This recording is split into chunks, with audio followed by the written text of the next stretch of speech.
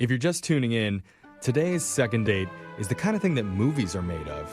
Oh, yeah, for sure. You know, high school boy meets high school girl. Girl goes off to college. Years later, she comes back to visit and makes out with boy at a dive bar. Boy follows girl back to college, uninvited.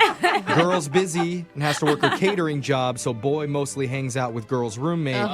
Boy leaves and calls a radio station because now he has more questions than answers. Yeah. Oh, classic. Yeah. Starring Zac Efron and Meryl Streep. Yeah.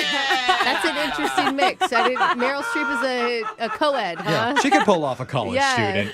But yes, one of our listeners, Noah, reconnect. If you're just tuning in, today's second date is the kind of thing that movies are made of. Oh, yeah, for sure. You know, high school boy meets high school girl.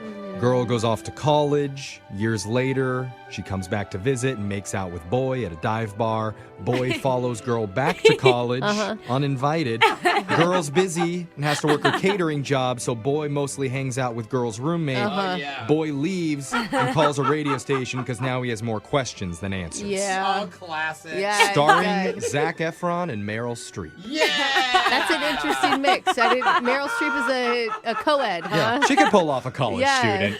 But yes, one of our listeners, Noah, reconnected with an old high school crush named Anna. They had a little bit of a fling, and when he went and visited her at her college, she had to work a lot. Yeah. And But, he didn't tell her that she was coming. yeah, that's the first mistake of many that I think he made. But he got the vibe that maybe something else was going on with Anna. Maybe it's another guy. Right. He's not really sure. So we're going to call Anna and try and figure out what's going on. That's right. Man, I just don't want her to slip away. Okay. So, Noah, I have a question. The one thing we didn't ask is after you got back, have you and Anna still been talking, or is she just not answering any of your phone calls? So this has been all over text, and anytime I actually call her on the phone, she doesn't pick up. Okay. So Not a good sign. A lot of questions that you want to ask. What's the number one question that you have for her? I just want to know if she feels the same way I do after all this time. Do you have maybe a better question that is more likely to get a yes? I don't know if you're going to want to the answer to that one. Or if she would just give me a chance to make this work, and there it goes. I'll make it work with all this distance. Okay. Okay. We're getting closer to something that might turn out well. But let's give this a shot. Young love, Noah. Let's do it. We're going to dial Anna's phone number right now, and we're going to ask her the question. You ready? Well, not the Well, a question. Hopefully. Yeah, I'm nervous. Can you call her, please? Okay. All right. You're going to be fine. Here we go.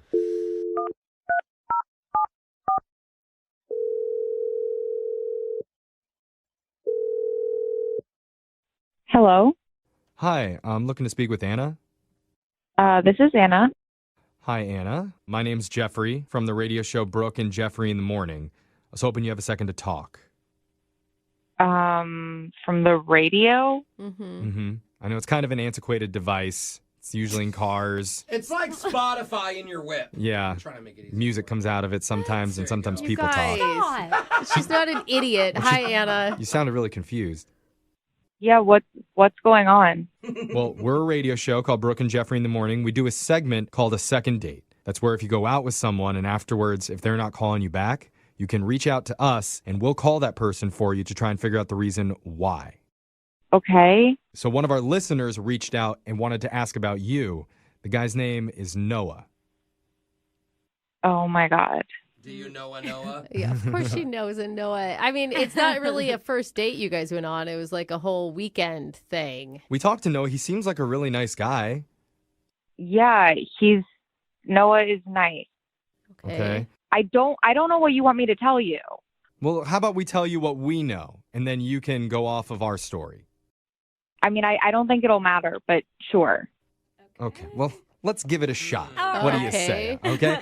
So Noah said that he knew you from high school. You guys reconnected when you came back to visit at a bar. You had a little bit of a fling at the bar, a little kiss. He went to visit you at your college, but you weren't able to spend a lot of time with him because you had to work. I don't know why he's telling you all this? Why is he reaching out to you all? I never gave him permission to talk to somebody about this situation. That's really weird. I mean, it's pretty generic information. Yeah. If you don't like him, just say that. Hey, I don't like him. I'm not attracted. That's it. Like, we just want to know. No judgment on you. Yeah. I mean, I am engaged. Oh, damn. Yeah, that's why you're so secret. That's not good, girl. Wait, hold up. Wait, no, why are you kissed? Before I got engaged recently, it was kind of like unsure about what the status was with my fiance and I. We weren't like official at that point. And I guess I was just feeling like if I'm soon to be a married person, like kind of having some doubts, and Noah and I connected and we kissed at the bar. So wait, Noah didn't know that you were engaged? No, he did not. You didn't tell him? So I wasn't engaged when we kissed at the bar, and then he just randomly showed up at my doorstep at school. We didn't talk about it. He just like appeared. So Okay, I get it. Don't ask, don't tell. No, No, wait, that's like, not where that's from. Oh. but like, Totally dude, different. there's Do not so repeat many that. red flags with your engagement right now. Like, one, you weren't committed to the person right before you got engaged, which seems like all over the place to me. Two, a guy shows up to your door and you don't even have the courage to tell him, "Hey, I'm engaged." I mean, he's a friend. I didn't want to hurt his feelings. Yeah, but you But- being engaged isn't going to hurt his feelings. It doesn't have anything to do with He him. will. He really likes her. Well, I so know, but, like, understand. You shouldn't have showed up. It didn't give her time to plan a lie. And that's on No, him. why lie? For sure. Why not just say I'm engaged? Shouldn't you be celebrating? Shouldn't you be excited to tell everybody? Brooke. I mean, it's a legit reason why you can't date somebody. And Brooke, you don't know whether or not his feelings would be hurt finding out that she's engaged unless we ask Noah directly. Okay, well, this Because is going to get weird. I need to we tell go. you, Anna, Yeah. that Noah's actually been on the other line listening this entire time, and he wants to talk to you. Oh my God. It's okay. Anna, hey. Oh, man. So this Oh news, my God. I wish you could have told me. Right. It didn't really feel like there was an opening to Noah. What do you mean? I mean- Even when we were in, when you came in town for the holidays, like we walked around, and I don't know. I've always. Moving 92.5. Brooke and Jubal's second date update. Sometimes the best way to get a girl's attention is to just elbow her real hard. No. So, just like if Don't a do girl's not that. giving you the attention, you need to just shoulder check her a little bit. Oh, my God. Let her know that you're in the building. No. And then you're sure to strike up a conversation or get assault charges. It could go either way. And that's how Mark got the girl's attention that he wants to call today. Oh, no. Her name is Rebecca, and apparently that's Mark's thing. He'll walk up next to a girl and just like throw a shoulder on her real hard. And then he starts up a conversation. Is that how it works, Mark? Yeah, I guess so. What are you talking about? That's how it works. I thought he was being sarcastic. I think he still is, Brooke. Yeah, I am being a little sarcastic. His email said that he bumped into her real hard to try to get her attention. So On purpose. tell us how that happened, Mark. Well, not real hard.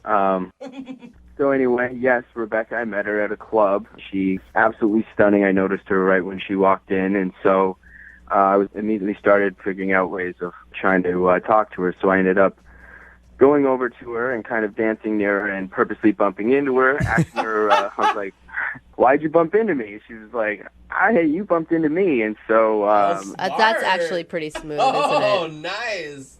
yeah, I didn't think it was too offensive. So See, I was picturing it totally different. I was picturing like you guys were playing hockey and she had a drink in her hand and you just slammed her up against the wall and the drink went everywhere. You're like, yeah. So obviously it worked out for you since you got a date with her. yeah, like I said, man, she was absolutely stunning. Slightly out of my league, but, it worked.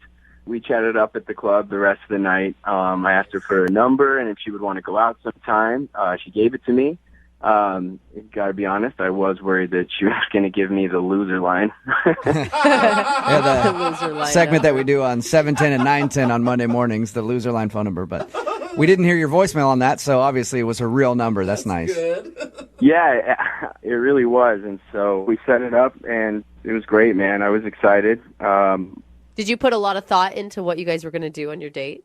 I actually just kind of wanted to keep it casual. Just kind of started off with dinner and just kind of see where it led from there. Okay. And how did it lead? Was it good? Well, when I first pulled up to her house, and when I walked up to the door, she had actually opened the door before I even knocked.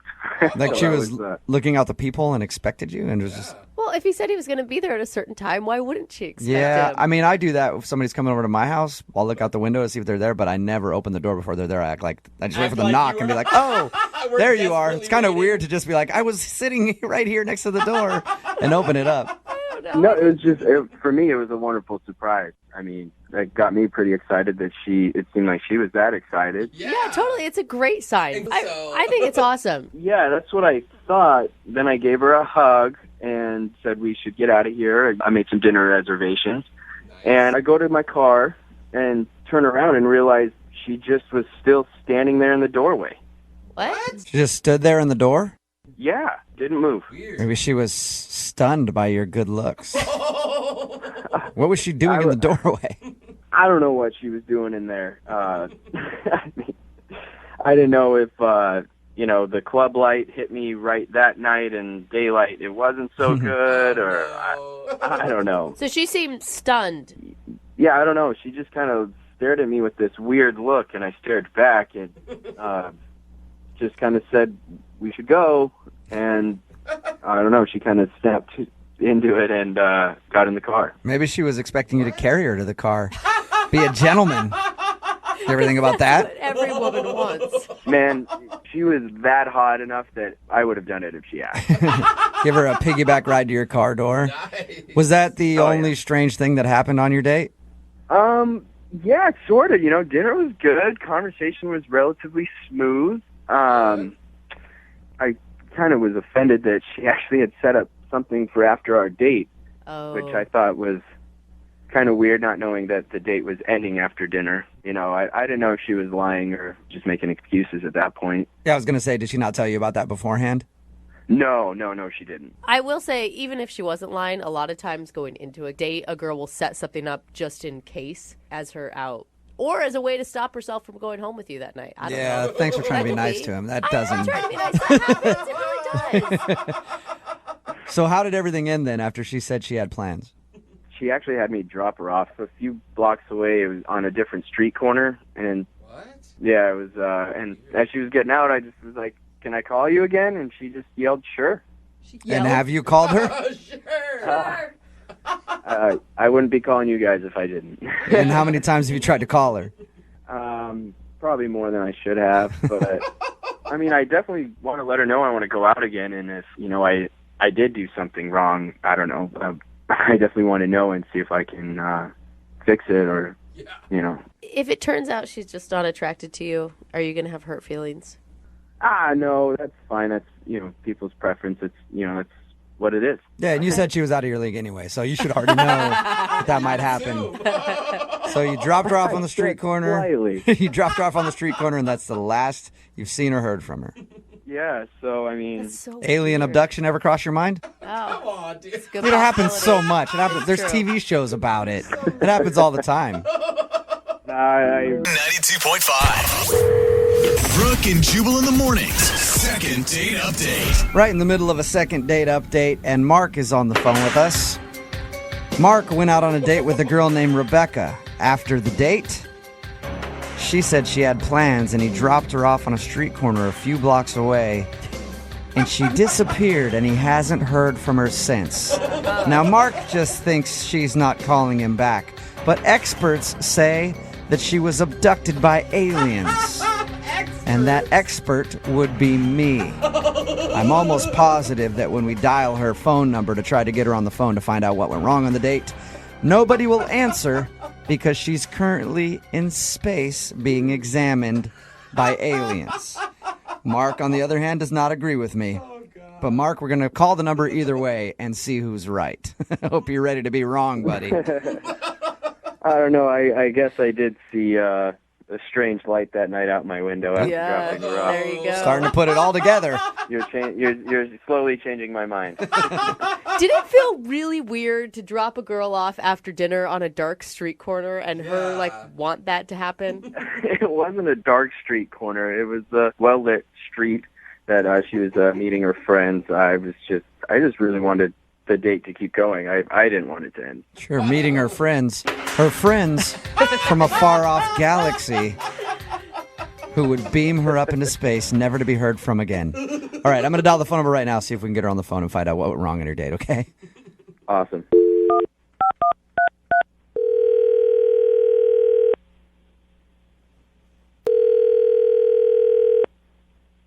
Hello? Hi, is Rebecca there? Yeah, this is her. Rebecca, how are you? This is Jubal from Brooke and Jubal in the Morning. Okay. I'm calling because you recently went out on a date with one of our listeners, and he emailed us to see if we could get you on the phone.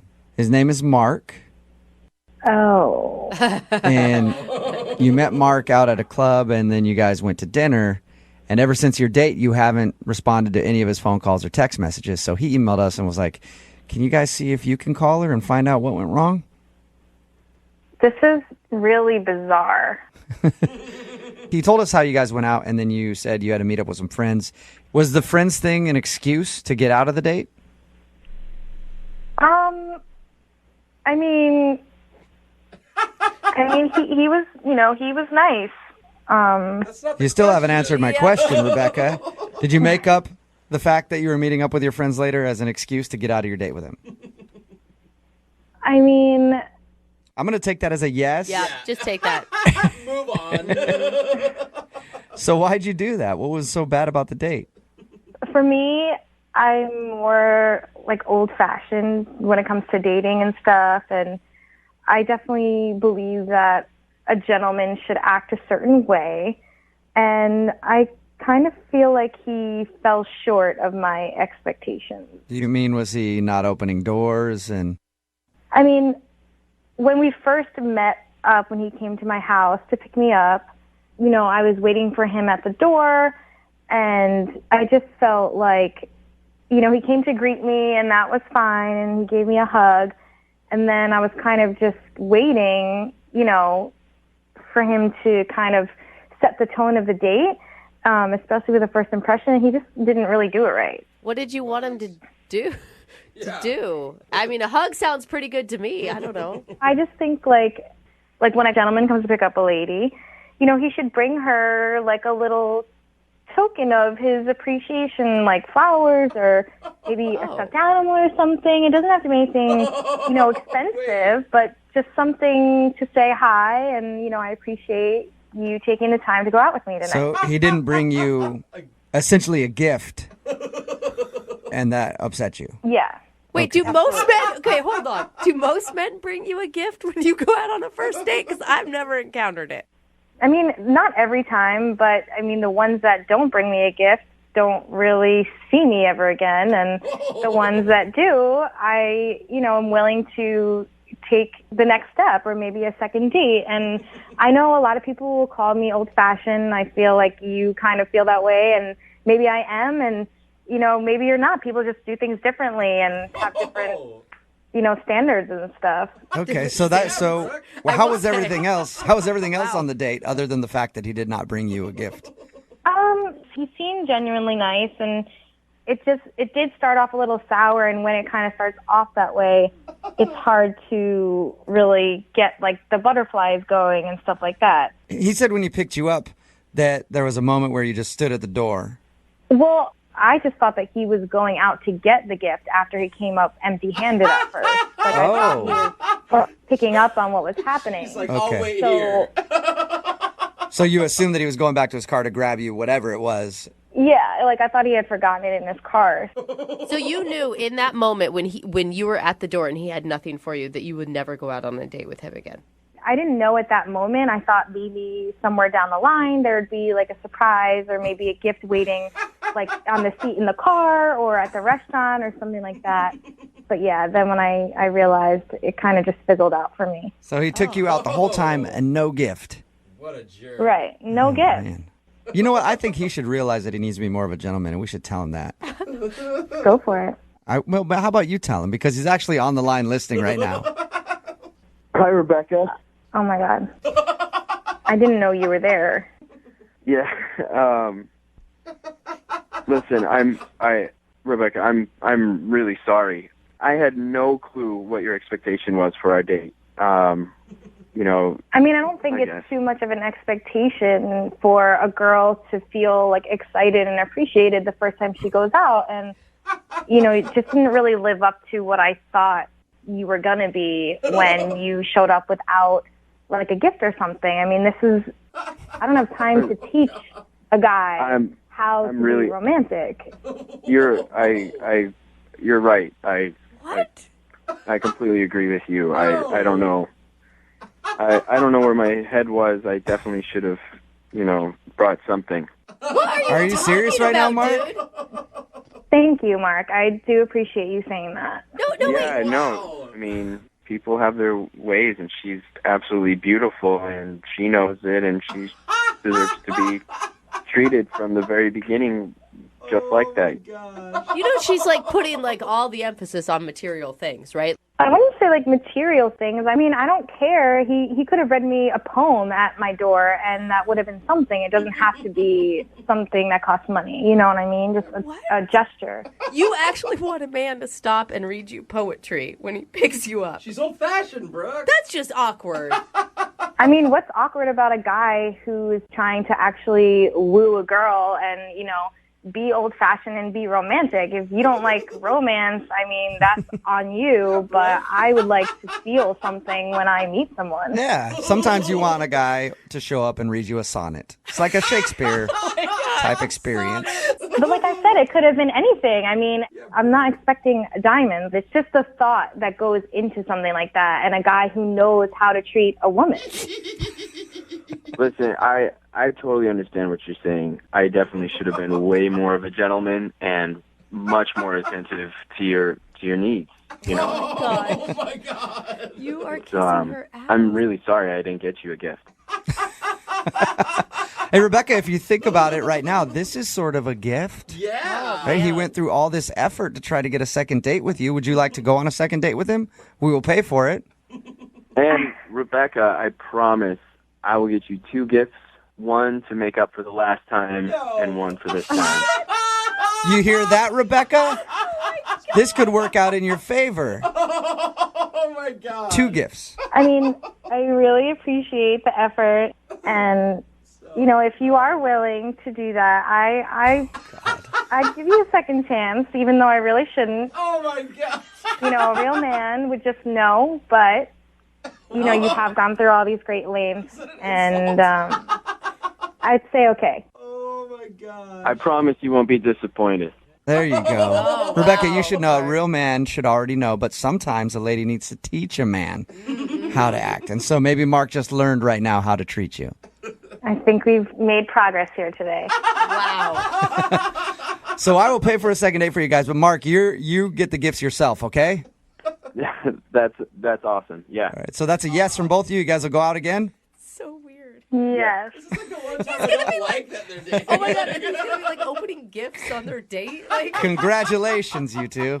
Yep, thank you. I feel like this is the start of something really good. oh yeah. By start of something good, I mean the start of Mark being bankrupt. Brooke and Jubal in the morning.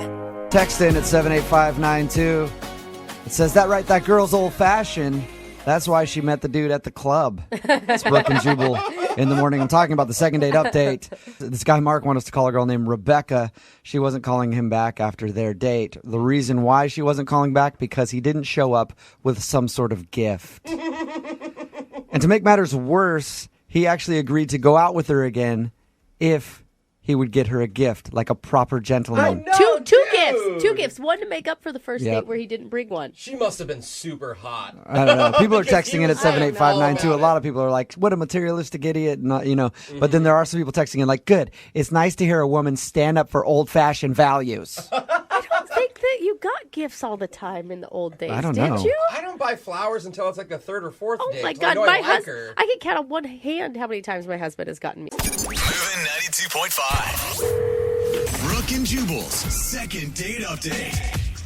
A listener named Rick is on the phone to do a second date update today, and he already knows that the girl he wants to call is not interested in going out with him romantically ever again. Oh, so this is going to end well. Yep. Yeah, why are we doing this? Yeah. Because she texted him that and let him know that she doesn't want to go out. Yeah, But he still wants to do a second date update. We'll get to what you texted in just a second. But Rick, why not just give up the fight, man?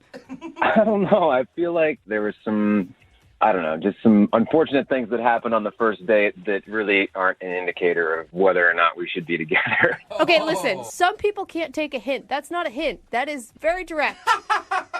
Yeah, but I need a second chance. I want to convince this girl that she should go out with me. We had a nice time, and she was really, really hot.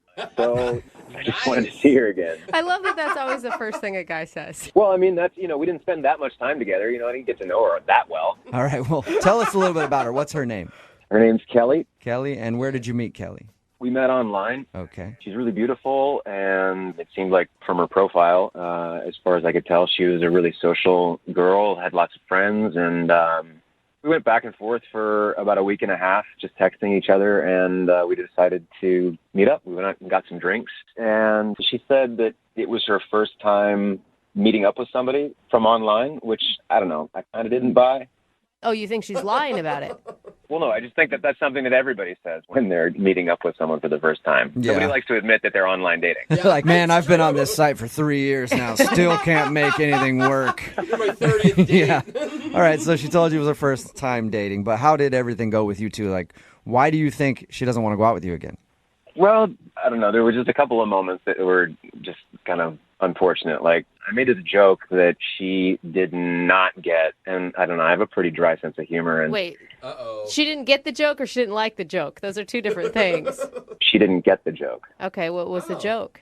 We were having a great conversation. We were laughing, going back and forth, and I just said, God, this is great. I think we should go ahead and make it official, don't you? Totally deadpan. Oh, no. Totally deadpan. That's not very funny. Yeah, the delivery was a little off. Yeah. So she didn't laugh at that joke, huh? Yeah, no, she didn't think it was very funny. And I told her that I was joking, and she kind of laughed it off. And Oh, my God. She probably thinks you're lying about the joking line, and you think that she's lying about never online dating. You guys are really... yeah, we're a couple of liars. We're made. Yeah. I'm surprised this didn't work out. Did you recover from that joke, or was it awkward the rest of the night after you said that? I mean, she kind of chuckled after I said I was joking, and she shrugged it off, and we continued to have an okay evening. And then she went to the bathroom, and we were kind of getting ready to say goodnight, and she came back, and I paid the bill, and she said, this is kind of embarrassing, but she said, she's like, I don't know if you know this, but your shirt's inside out. And that's awesome. She was right. My shirt was totally inside out. I don't know how. No, wait. To be fair, was it a T-shirt or a button-up? It was a T-shirt. All right. So you had your shirt inside out the whole time, and then you made an awkward joke about you two making things official like 30 minutes into your date. Yeah. So this is why I'm saying I think I deserve another chance, because there were a few hiccups that could have been avoided, and, come on. I just don't think that those two things warrant a I never want to see you again text message. Well, actually, she didn't say outright that she didn't want to see me again. Like, we said goodnight that night, and we text back and forth for about a week, and I don't know, I just felt like she was kind of keeping me at arm's length, like she wasn't really giving me an opening to, ask her out again, and right. And then I finally did, just outright, and she said, I think maybe we'd be better off as just friends. Oh, all right. Sounded like a real nail in the coffin. Yeah. Have you guys talked since that text where she just said, let's be friends? Well, I responded saying, really? Why? Come on, let's grab some dinner. And she didn't respond to that. So, well, that's not a good friend. Exactly. I always feel like when people send that text message, it usually means that they're just not attracted to you in that way. That maybe everything else is great about you, but they just have no sexual attraction towards you. Yeah, maybe. I mean, someone who's gutsy enough to tell me that my shirt's inside out, she could have let that slide. She didn't have to tell me that. Yeah. You'd think she'd give you just a straight up answer on what's wrong with you. Yeah, exactly. Which is nothing. Oh, okay. Mr. Confidence. I like that. All right. Yeah. Well, we'll see if that's true. We'll play a song, come back, call her, and get your second date update, okay? All right. All right, hold on. Moving 92.5. Brooke and Jubal in the mornings. Second date update. All right, if you're just tuning in for today's second date update, Rick is on the phone, and he wants to call a girl named Kelly. We talked to him about his first date, and it sounded kind of like a disaster. But Rick, I think actually you got something way better than getting another date with this girl. Really? What's that? You made a friend. That's right. We all need more friends. Rick made himself a friend because after their date, they were texting back and forth a little bit, and one of her texts said, you know what, I think we're better off as friends, and that's the last time she's talked to him.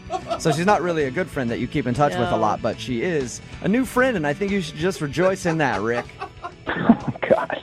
I think that's a no from Rick. I don't think he's excited for some reason. Yeah, got plenty of friends. Would really just like a second date. Okay. And were you really into her at the end of your first date, or is this one of those want what you can't have type of situations? No, she's great. I really would like to see her again. Okay. That's the truth. Okay, and just to recap, there was an awkward moment on the date when he made a joke that they should make things official. She didn't get the joke, so he thinks that could be reason number one why she just wants to be friends with him. And then he also was wearing his shirt inside out the whole time, and she waited until the date was over to tell him that. That's another reason that he thinks she doesn't want to go out with him again. All right, Rick, I'm about to dial her phone number. Here we go. Okay, thank you.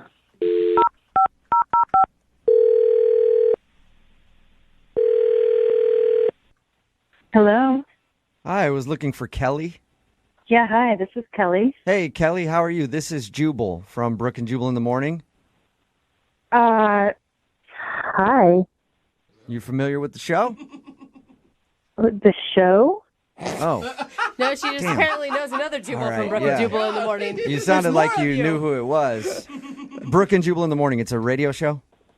This is the radio show? Yeah. I don't think it's who you thought was calling. Yeah, wrong number. No. The reason that I'm calling you is because one of our listeners actually emailed us and asked if we could get you on the phone. Okay. His name is Rick. Rick? Yeah, and Rick's kind of a friend of yours, like a new friend. You guys went out on a date together. Oh my God. Rick? Yeah. Oh my God. Is that a good? We do a segment on our show called the Second Date Update. It's where if somebody goes out on a date with somebody and then gets blown off, they email us to see if we can get that person on the phone and ask what went wrong. So Rick, He emailed you guys? yeah, and he's curious why you don't want to go out with him again. I already told him we could be friends. Yeah, he did tell us that, but he's curious why he's being put in the friend zone right away because he would love to like go out on an actual date with you again. Oh my God. And you know that friend thing was a lie because according to him, you haven't texted him again after wanting to be friends. Well, yeah. So can you tell us why you don't want to go out with him again? You know, I was so hesitant to do online dating because, one, I liked meeting people the old-fashioned way, but my friends were like, no, it's so much fun, you have to do it. But they all had horror stories of how everybody lied on their profile. Yeah. It happens. I've never heard anyone say it's so much fun. Yeah. So you gave in and did it, and you met Rick. Did he lie about his profile? Is that what you're getting to? Yeah, he is a liar. Whoa. What did he lie about? Did he look different? No, he looked exactly like his photos. Okay. So that was Good. nice. That's he good, looked, at least. he represented himself the same in the photos. Okay. It was like everything else in the profile kind of seemed like a lie. So was he like an entrepreneur, but it turns out he lives in his mom's basement or something? Kind of similar. I'm a very active person, and what really drew me to his profile was his interests. He said he loved hiking, he loved rock climbing, snowboarding, and photography. Yeah. And these are all things I am very passionate about. And So I was hoping to meet somebody where we had similar interests that we could do these things together. Mm-hmm. right. That's a pretty sexy profile, I'm not going to lie. I would be turned on by those things too. Yeah. And when the conversation happened and I would bring up, like I talked about going snowboarding once a year with my family and something I look forward to every year. And I take my snowboarding very seriously. And he had nothing to say about snowboarding. What? Well, maybe he just didn't have anything to add into the conversation. That doesn't mean he doesn't board. Yeah. But then I brought up hiking, because his profile says, I love hiking. All caps. I love hiking. All right. And I said, hey, when's the last time you went hiking? And he just threw up his hands in the air and shrugged his shoulders and said, I don't know. And you said it was in all caps on his profile that he loves hiking? All caps. Exclamation point.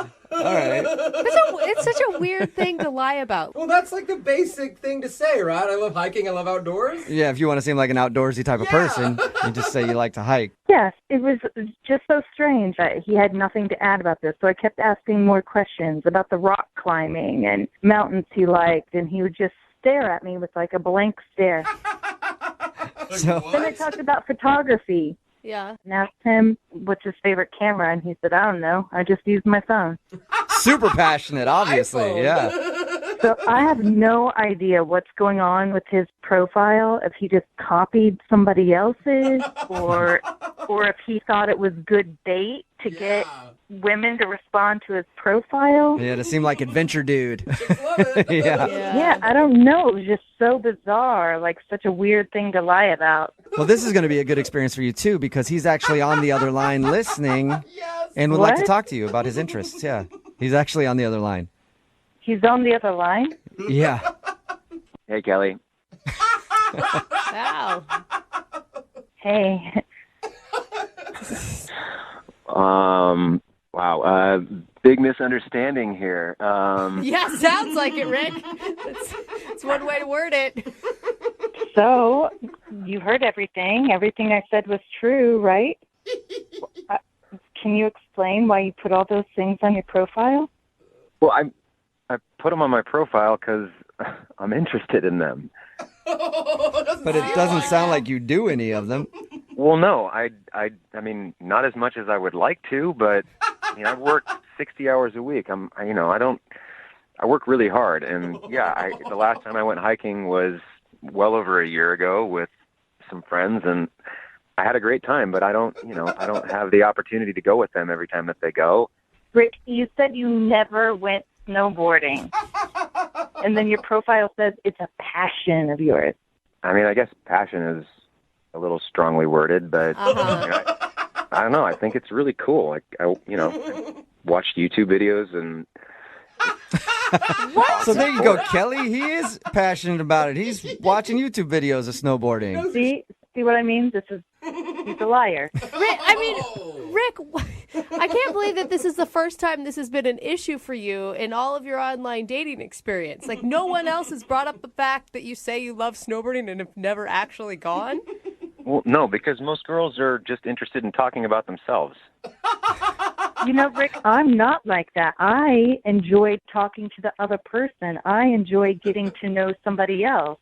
So I think you owe it to other women you're going to be dating to represent yourself accurately. I think you should change your profile. Whoa. That you like Netflix. Yeah, there you go, Rick. I'm passionate about watching snowboarding on YouTube. That would be a better way to put it. But I'm not going to change my profile. I said that I love snowboarding because I love snowboarding and I love hiking. Yeah, I don't go every day or every week, but every time I've done it, I really enjoy it. So yeah, it's an interest. I'm not gonna say on my profile that I'm interested in algebra, which is what I do every day. I mean, like, come on. See, but I think you're not giving people a chance to get to know the real Rick. I mean, I understand that there's a lot of pressure when you fill out those dating profiles to sound like a really cool person, and sometimes when you put yourself on paper, you realize how boring you are. But there's got to be something that you're passionate about that other people are passionate about too.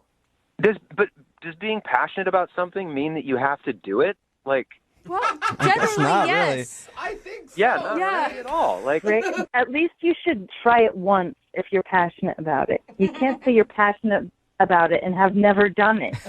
Okay. You come off a liar. Okay, Kelly, I think, I get what you're saying, but I think that calling me a liar is a little harsh, don't you think? I mean, yeah, okay, maybe I do need to try something before I say that I'm passionate about it. I mean, maybe you could take me snowboarding. I would love that. Hey, there you go. Kelly, would you like to go out on a second date with Rick? We will pay for it. Not the snowboarding, that's expensive, but like We'll pay for you guys to go out and maybe set up a snowboarding date. You know, I'm a little hesitant because he lied, but I'm also very interested to see him on a snowboard. Oh my God. All right. So is that a yes? You will take Rick to experience his passion for the first time ever. And you guys are paying for this. We'll talk about the snowboarding thing. But we'll get you out there.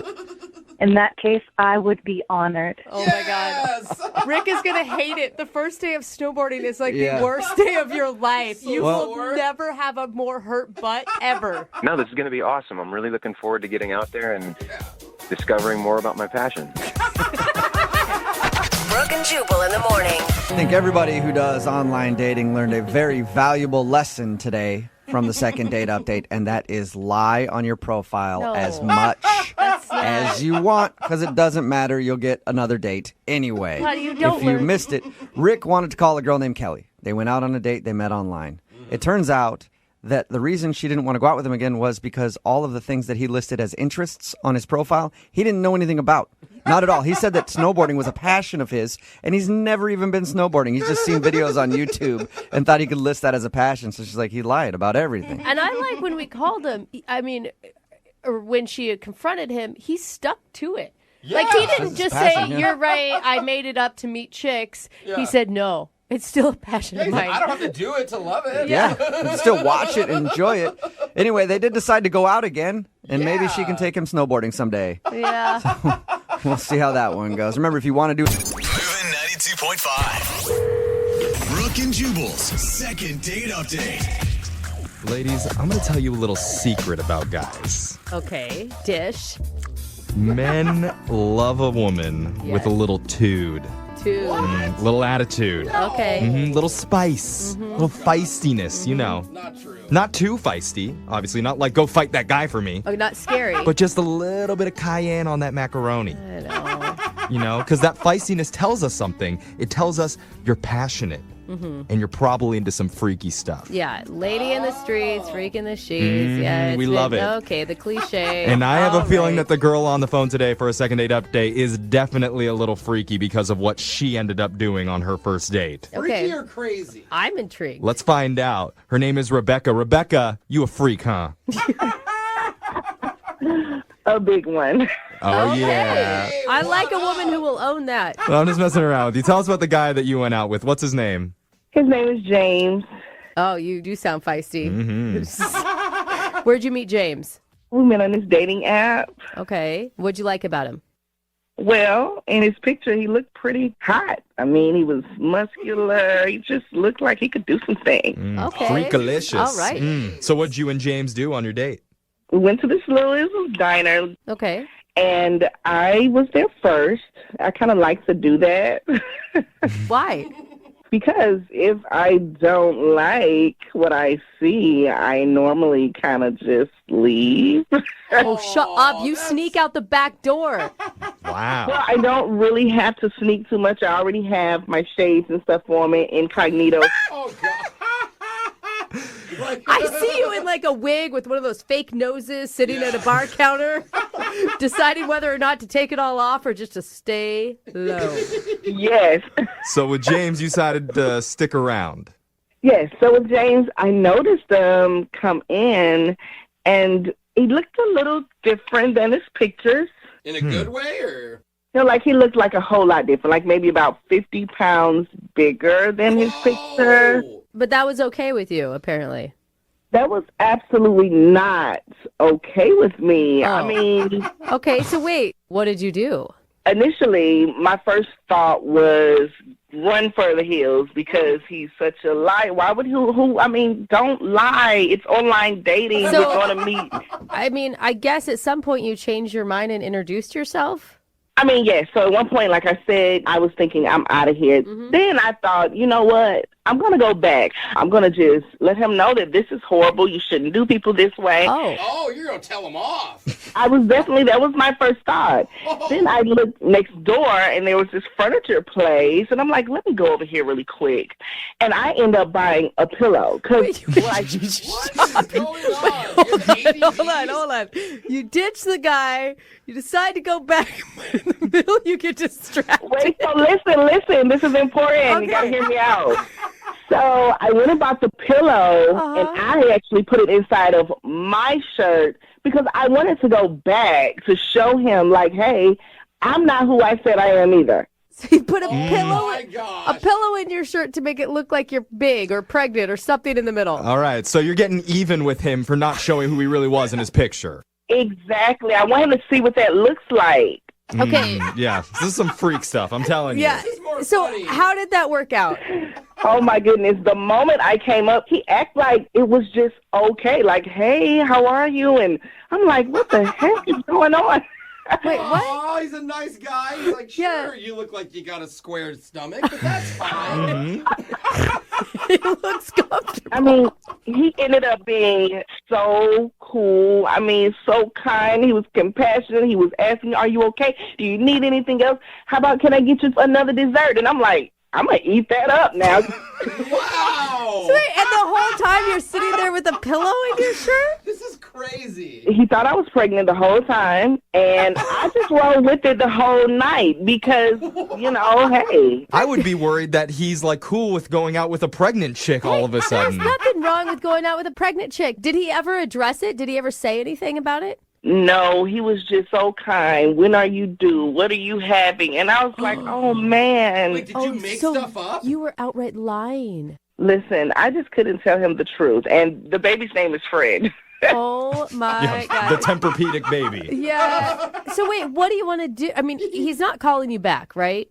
He keeps calling. He's wondering how I'm feeling, how I'm doing. When are we going to hang out? Oh, he is calling. And I just don't know, guys. I don't know what to do. I need your help here because I want to hang out. I enjoyed him afterwards. He's great. And I'm like, do I tell him the truth? Like, I have to? Do you have to tell him all the truth? Because the whole truth is like, hey, you're really fat, and I was going to show you how much that sucks by putting a pillow in my belly, and now you think I'm pregnant. I think your best bet is to actually go out and get pregnant for real, and then you're not lying anymore. You know, that's a long play. You got to wait a little while, and he's going to be like, wait, you're still pregnant? 9 months later. It's a 14-month pregnancy. Yeah. He's even asking me, like, if you don't have anyone to be in the delivery room, I'll be there for you. And I'm like, oh, my gosh. Okay, listen, you do not want to put a man who thinks a pillow is a pregnant belly in a delivery room. He's a little uneducated. I'm just letting you know. Well, he does sound like a nice guy. He does. He does. I really want to talk to him. I really do. Okay. All right. Well, we're going to find out if we can help you. We're going to play a song, come back, and get your second date update right after this, okay? Okay, thank you. All right, hold on. Moving 92.5. Brooke and Jubal in the mornings. Second date update. If you're just tuning in, we're on the phone with Rebecca, and Rebecca is expecting a brand new 100% goose down snuggle soft bundle of joy.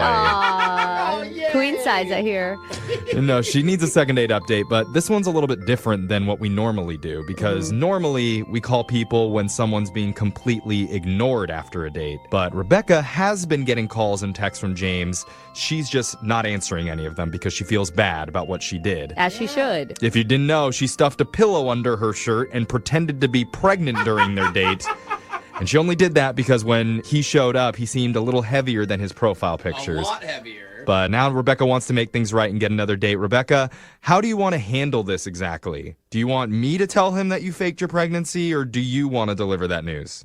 Deliver. I get it. No. That's dumb. I feel so guilty about doing that, you know? I mean, now just looking back at it, it was such a petty mistake. It was. And you do want a date, right? You're not just using this just to, I don't know, clear your conscience. Yes, I do. I mean, if this is going to go on, if this is a potential partner, then I don't want to go in lying. Okay, so you're going to tell him that it was not a real pregnancy. I don't have to do that for you, right? Right. Okay, good. Because I've already done way too many fake pregnancy announcements this week. I need a break personally. But let's call James for you, okay? You ready? I'm definitely going to do my best. Like, I'm so nervous. Yeah. Right. You'll be okay. Yeah, just breathe. Yeah. Breathe through it, and we'll get through it together, okay? Here we go. We're going to call James. Okay. All right, here we go.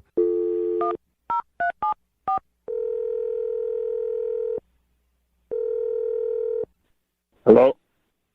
Hi, can I speak to James, please? Yeah, who's this? This is young Jeffrey from the radio show Brooke and Jubal in the Morning. Do you have a second to talk to us? Yeah, I guess. Okay. I promise we're harmless. No. Except for Brooke, yeah. Yeah, she's scary, but... Hi, James. All right, Ben. I mean, what's going on? Why y'all calling me? Well, we do a thing on our show called the Second Date Update. Have you ever heard of that before? Yeah, I've heard of those before. Okay. Just in case, that's where if you go out on a date with someone and then get ghosted, we'll call that person for you and find out why. But your situation is a little bit different because you actually are calling this girl back. What? This is so weird. It is weird. This is a weird one. I mean, more weird than normal. So do you remember going out with a woman recently named Rebecca? Yeah, I know Rebecca. So she reached out to us and really wanted us to call you. That's crazy because I call her and she don't really, answer. Yeah, it would be confusing that she would call us instead of just calling you back. I could see where that gets weird. Here's the deal, James. Rebecca wanted to let you know that she delivered, and it's actually quads. What? No. And 2.5 of them are yours. Jeffrey, shut up. Oh, that can't be true. I didn't even hit. No, that is not true, James. James, did you like Rebecca a lot? Yeah, she was cool. I mean, she had a great vibe. She was a real, genuine person. Yeah. She said a lot of really kind things about you, especially about how gracious you were about thinking about the pregnancy and things. Yeah. I definitely wasn't expecting that one. You don't swipe on somebody expecting them to be pregnant. Yeah. It's a little confusing. Did anything seem weird about the situation to you? I mean, outside of her being pregnant? Yeah, no. Did anything seem weird about that? Is that not weird enough? It could be weirder. No. She was a dope soul, so I enjoyed my time with her. Rebecca is a dope soul. Dude, that is actually a really awesome compliment. Yeah, we can tell already. You don't meet a lot of dope souls these days. But here's the thing. Rebecca set this whole thing up because she really wants to talk with you. But she's been really nervous about it. About the dessert thing? About the dessert. What about the dessert? I felt bad after the date because I felt like I was trying to be over nice, I guess. And because she was pregnant, I'm like, well, maybe she wants 2 desserts, one for her and one for the baby. That's right. You are a good man, James. That is exactly what a pregnant woman wants. I like it, dude. That's why I tried to buy her 2 desserts, and maybe it might have put her off or something like that. No. I don't think that's it. But after this, no matter what happens, the whole show wants to go out with you and eat for sure because you sound awesome. I look pregnant. Buy me dessert. Let's do it. But here's the thing. Rebecca really does want to talk to you, but she's a little bit nervous about it. And she actually has been listening on the phone this whole time. What? And she has something she wants to tell you. You mean she's on the phone like right now? Mm-hmm. Hi, James. Hey, what's going on? Hi. Oh, there's that smile. Oh. Wow, I've really been thinking about you. Oh, have you? That's good to know. I mean, I've been trying to reach out to you. I didn't know if you weren't returning my calls, because maybe I upset you or, when I bought the 2 desserts, maybe that... You thought I was calling you fat or something, and you were just kind of shading me. I didn't know. No, the 2 desserts were fine. Thank you. All right, then. You didn't drop 4 babies, did you? Jeff was kidding. Oh, okay. No. About that. All right. So I really okay. It's hard. It's okay. So there's no baby. I'm actually a surrogate. I don't have the baby anymore. What? Rebecca, did you say surrogate? Yeah. You're a surrogate? I really wasn't pregnant. Hold on. Wait. So you weren't pregnant? I guess I'm not understanding. What about that second dessert for then? And you don't mean surrogate. You mean that you lied is what you mean. I lied about the surrogate just now. I lied about being pregnant. That was actually a pillow from a place next door to the diner that we were at. Yeah. It was all a lie. Some people fart when they lie. She makes up pregnancies when she lies. What would make you even lie about something like that? I mean, most people try to hide an actual pregnancy. You come in pretending to be pregnant? The opposite? Okay, well, I saw you come into the restaurant, and you were actually much heavier than your pic said. And I was mad. I acted out of just anger and ego, so I went to get the pillow, came back, and then we spoke, and from that moment, you were amazing to me, and I got lost in the moment. Very lost. Yeah, so it wasn't a pregnancy, it was a pillow from next door that she stuffed up her shirt. She was trying to teach you some sort of weird lesson because she felt like you were lying to her. With So you sat with the pillow in your stomach the whole time? That's so weird. I mean, yes. Yes, I did that. I mean, I put on a little weight. It's not, come on now. James, it's not a little weight. That wasn't a little weight. I mean, come on. Okay, I will say this. I don't want it to become a thing. I am so sorry, and I actually want you to forgive me because I really like you. I like you, too. I honestly think you dope. You're a dope soul, for real. You still believe that after the whole pregnancy scare? Slash lie? I mean, I really don't mind that she's not pregnant outside of her calling me, you know, chunky because of my picture. Well, she feels bad about the whole thing, James, and she's really hoping that you'll forgive her, and she promises that she won't fake a pregnancy again until you're in a committed relationship. So no more fake pregnancies? Well, at least not until you're definitely together, and then it would actually count. But here's the thing. If you're willing to give her a second chance, we will pay for a date for the two of you. As many desserts as you guys can handle. Oh, I'm eating both of them this time. No, I think that was what started this problem, James. Right. I guess so. James, so after everything you heard, you really want to go out with me again? It's crazy, but you know, I thought I vibe with you. I can dig you, you know what I'm saying? You guys are so cute. They're both dope souls. I know. I love it when two dope souls find each other. You know, maybe one day then I can actually, you know, put that baby up in there. Oh, dang, James. I went 0 to 100 real quick. Well, Go. definitely keep us updated. Congratulations, Rebecca. You got your second date. Thank you. And I like your chunky, by the way. It's okay with me. Yeah, it's all right. You can make love to a teddy bear. Okay. Wow. We got to cut this off. It's about to... 92.5. Brooke and Jubal's second date update. A lot of times when you're out on a first date, you do something embarrassing. You embarrass yourself somehow.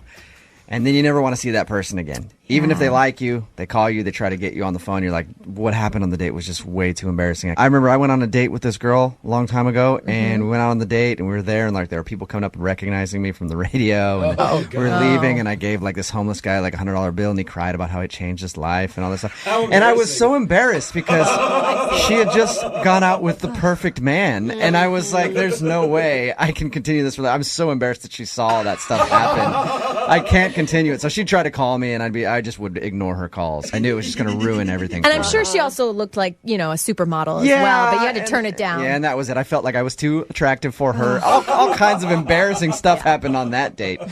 Well, James, who is on the phone with us right now, has an embarrassing story from his date, too. Maybe not as embarrassing as my thing. Whoa. But something happened on his date that is actually very embarrassing. Not for him, for the girl that he actually went out with. Oh, no. And that's why he thinks she's not calling him back. James, what's up, man? How are you? Hey, what's going on, guys? So the problem on your date wasn't that you were too perfect like I had?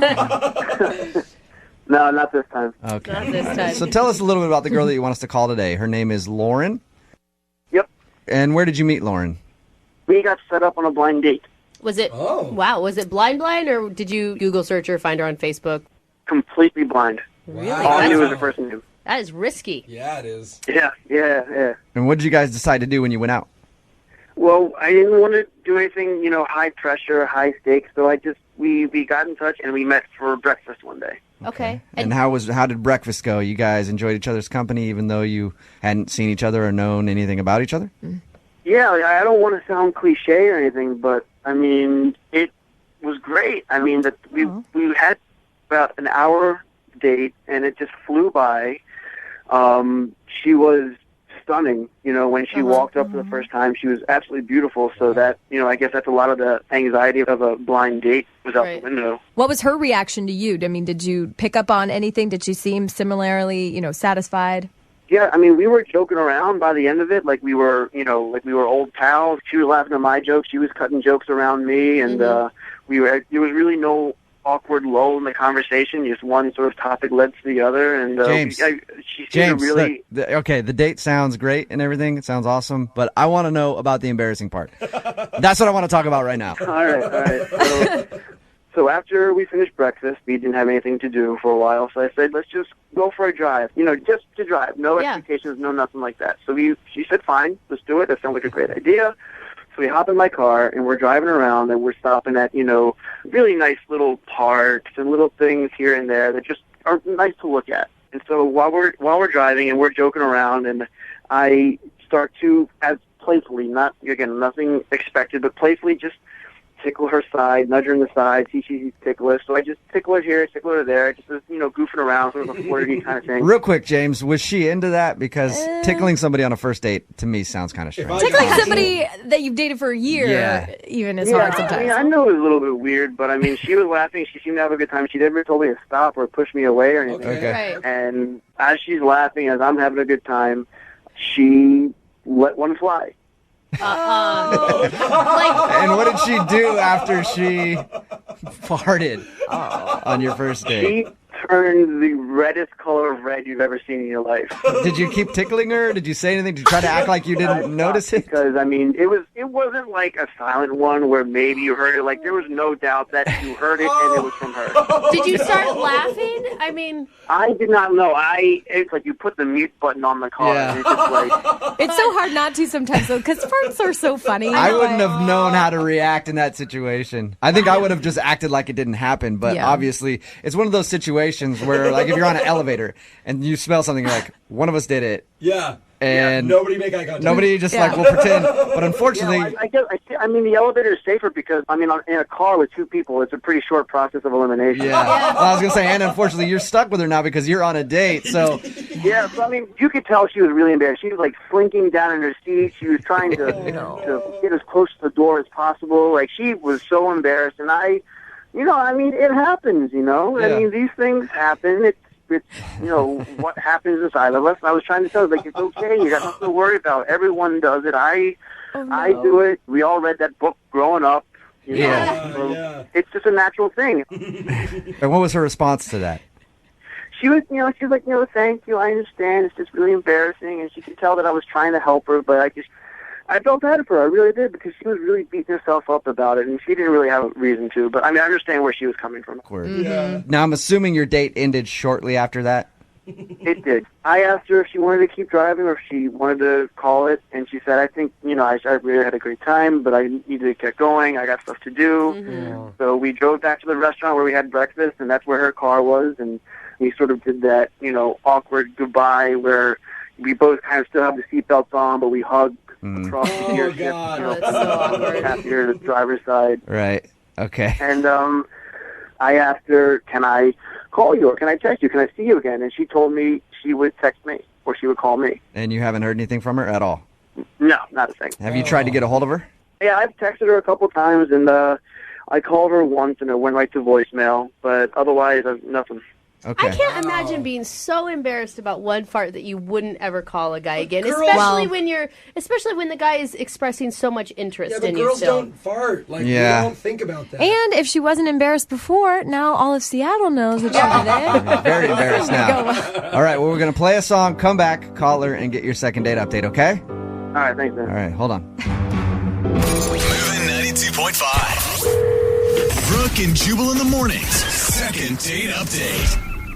James, I think I know how you screwed up on your first date. Yeah? Yeah. I was thinking about it. James wants us to call this girl named Lauren today. They went out on a breakfast date. And it was all good and everything else, but the most important part of the date that we need to remember is she farted on their first date because he was tickling her, and then she was very embarrassed about that, and the date ended shortly after, and he thinks that she's not calling him back because she's embarrassed. And she probably was very embarrassed, and I think, James, the mistake that you made on your date was after she did that, after she tooted, You just try to make her feel better by consoling her, being like, oh, don't worry about it. Everybody does it. What you should have done was fart yourself. Absolutely. Louder than her. And then you guys could have like a little fart battle in the car, and then it would be cute. Be like, see, everybody does it, you know? That's actually a good idea. If I had that talent, I might have. Okay, if you could do it on command. All right, you ready to call her and see if the reason that she isn't calling you back is because of Fartgate? Yeah, let's do it. All right, man. Dial the phone right now.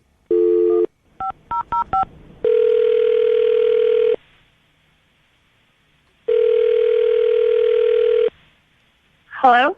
Hi, can I speak to Lauren, please? It's she. Hey, Lauren, how are you? This is Jubal from Brooke and Jubal in the Morning.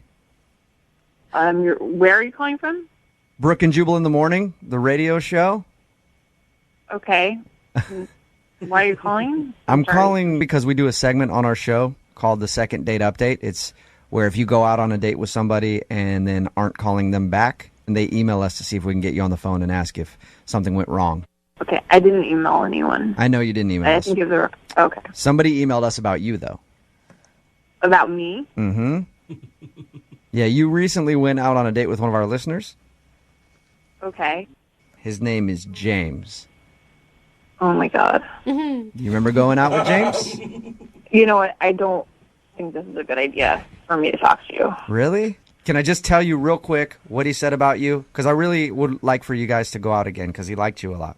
Well, first of all, he shouldn't have said anything about me. Okay. Well, he told us about your first date, and he told us about the embarrassing incident.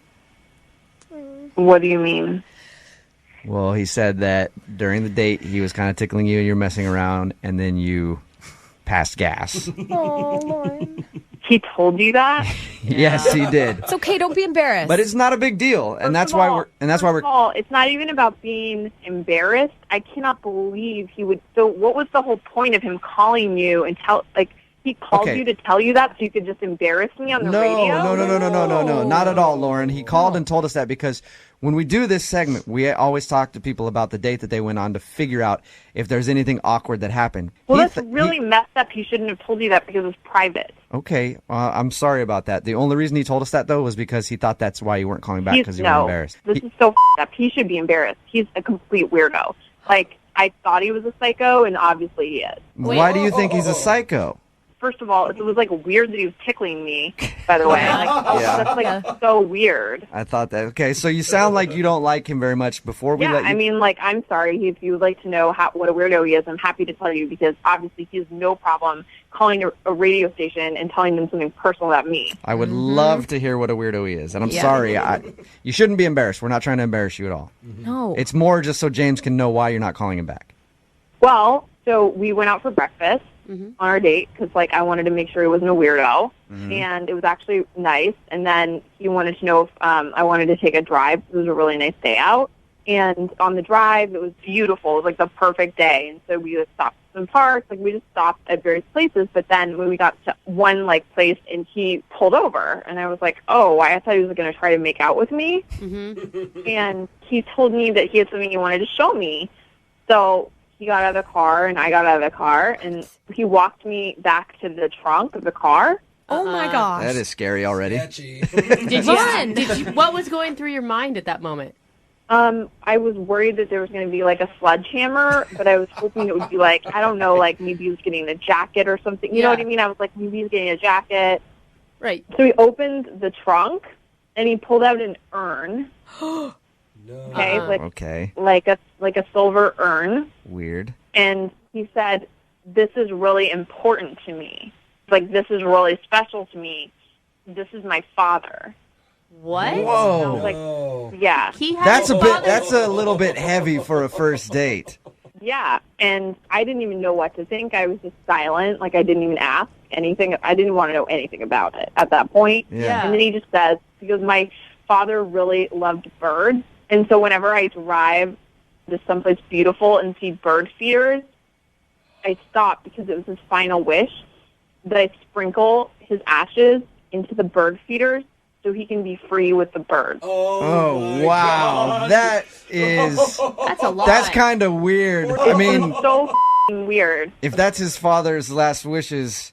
That's one thing, but to do that with you on a first date, like, hey, we're going to share this special experience and feed my dead father's ashes to some birds. I could see how that would kind of turn you off a little bit, Lauren. That's at least third date material. So Come on. Yeah. Did you guys spread ashes together? Yeah, because I was afraid he was going to kill me. Because I was like, how did his father die? Like, did he kill his dad? Like, Yeah. Not natural causes, bro. Wow. All right. I can see why that turns you off then, Lauren. That's kind of strange. yeah, I was just like so relieved, honestly, when I got home and I was not dead. Yeah. All right. Hey, Lauren. Yeah. He's also on the other line right now. Are you serious? I am. I'm sorry. Hi, Lauren. Oh my God. I'm just a little offended that, I decided to open myself up and let you in on something, personal and special to me, and then you judge me by it, What? First of all, here's the thing. I'm really sorry to hear about your dad, but you need to understand that that's actually nuts, what you did. Like, I didn't even know your dad was dead. Like, if we've been dating for a while, fine, maybe. But not only was it our first date, it was the first time that I met you. Like, so did you know we were going to do that? Like, that's weird. No, I had no intention, but when we were driving and I saw the birds and I said, Yes, this there's would be a birds great everywhere. time Did you, like, pull over every time you see a bird? make good to my dad, and at the same time, see what kind of connection I have with this girl that I had a great time at breakfast with, had a great time talking to, had a great time driving with, and I thought, maybe she was kind of real. Maybe she was a little bit deeper than just a puddle, that maybe she would understand what I was doing. Serious? Because I am weirded out when you pulled out an urn on our first date. I'm shallow. It's a little bit because you can't understand why I'm doing it. It is weird that you would take me to the trunk of your car, pull out an urn of your dad's ashes on our first date, and then feed the birds with it. I mean, I didn't get weird when, you told me about all these traditions you have with your grandma and all these other things. Yeah, that is different. I was telling you what we used to make on Thanksgiving. If I told you that she was dead and I baked her ashes into a pie and ate it every Thanksgiving, then it would be the same. Must I remind you that I overlooked the fact that you completely stunk up my car? That is so up. Like, by the way, it's like completely weird also to tickle people on the first date. Like, Oh, yeah, we forgot about the tickling thing. Very true. Well, it sounds like you two just had a wonderful time together, and that would mean that I need to ask Lauren if she would like to go on a second date with James. We'll pay for you on a second date. No? You answered before I was even done asking the question, Lauren. No, I'm sorry. I just can't. I understand that this is very personal to him, but I cannot. All right. James, I'm sorry, man. No second date for you. Can't blame the guy for trying, I guess. Yeah. Maybe just wait a little while to bust out your dad's ashes on a date, I could probably try that out. Yeah, try that, and then also wait a little while to bust out the tickling on a date. Need LASIK? Trust the experienced team at the LASIK Center at Evergreen Eye Center. No glasses, no contacts, no limits. What will you do? LASIK at evergreen.com. Moving 92.5. Brooke and Jubal's second date update. You must have really screwed up on a date if you actually save somebody's life and you still don't get a call back. What? Yeah, for real. Yeah. I don't know what you could have done, Patrick, but that's what happened on Patrick's date. He said he actually helped save somebody's life, but he's still not getting a call back. Oh my God. What's up, man? How are you? Hey, how's it going? Dude, this Pretty sounds good. like an insane date. You know what? It was honestly one of the craziest experiences I've ever had. Oh, Whoa. I bet. You said you saved somebody's life. Unless that happens to you all the time, I would have to think it's a crazy experience. No, I don't do that all the time. Actually, I know. I figured that you didn't. He's but thank actually- you for clarifying. Before we talk about what happened, let's talk about the girl you went out with a little bit. What's her name? Jennifer. Jennifer, all right. And where did you meet Jennifer? We met on an app, actually. Okay, that's pretty common. Was there anything that stood out to you about her? I mean, she'd actually done a couple of triathlons, and I used to do some, and we just kind of got going back and forth about our training routine, and we just kind of hit it off, and we had some common ground. Okay. That's always nice. It gives you something to talk about, at least to get things rolling. Yeah. I mean, she's actually really accomplished, so I just, kind of wanted to impress her, but wanted to not act like I was impressing her kind of thing, Okay. So I want to get to the part where you saved somebody's life because I'm curious about that, but did you have a good time with her? What'd you guys do? She was awesome. I made restaurant reservations nice. at this super fancy place. Oh, so you wanted to impress her if you're making reservations at places like that. I did, and I had just gotten a promotion at work, so I was actually kind of spoiling myself. Nice. I just had a good feeling about this girl, so yeah, I plopped down for this.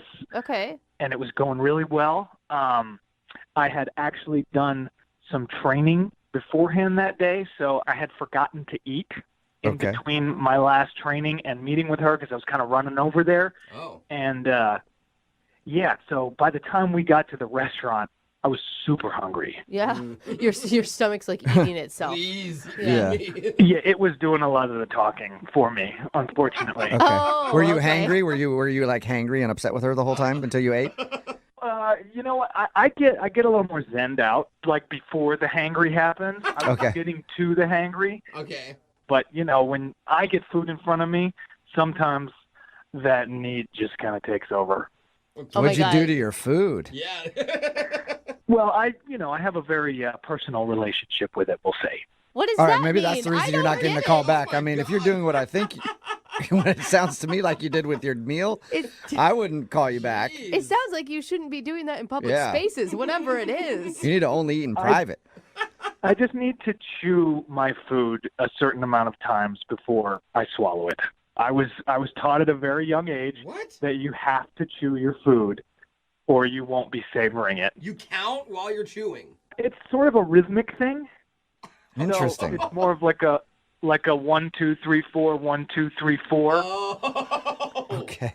Okay. All right. Are you able to multitask and, I don't know, have conversation while your rhythm chewing is going on? Absolutely. I've actually, we talked about the triathlons. I've done it on the bike a few times. Oh, chewing while you're... I still don't know what we're talking about. Yeah, neither do I.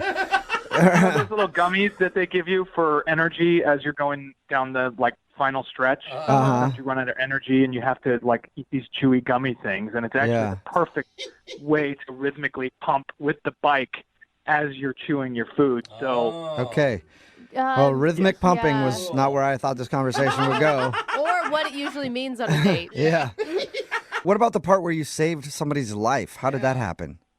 Right. So we pay the check, we leave the restaurant, and we see this commotion gathering about a half a block away from the restaurant on the sidewalk.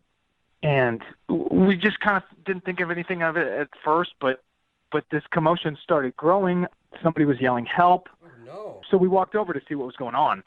And there was a man on the ground that had collapsed. Oh, no. And was not breathing. Coincidentally, at my work, I just got a promotion, so I had new responsibilities, and they trained me in CPR. So that's crazy. awesome. I told you this was one of the most insane experiences I've ever had. And so did you actually do CPR, or did you screech and run away and forget everything you learned? I did everything that I learned the previous day. That's great. And it took a couple of times. I had to go through it. I hate to say it, but I had to give this guy mouth-to-mouth one time. It's saving a life. It's okay. Yeah, I think it's all right if you're saving somebody. I hope so. I mean, if you can't kiss a dude when you're saving his life, when can you? I know. I don't think on it's a date, kissing. when you're on a date. Oh my God, are you guys that scared of male-on-male touch that you consider it kissing? Did it work?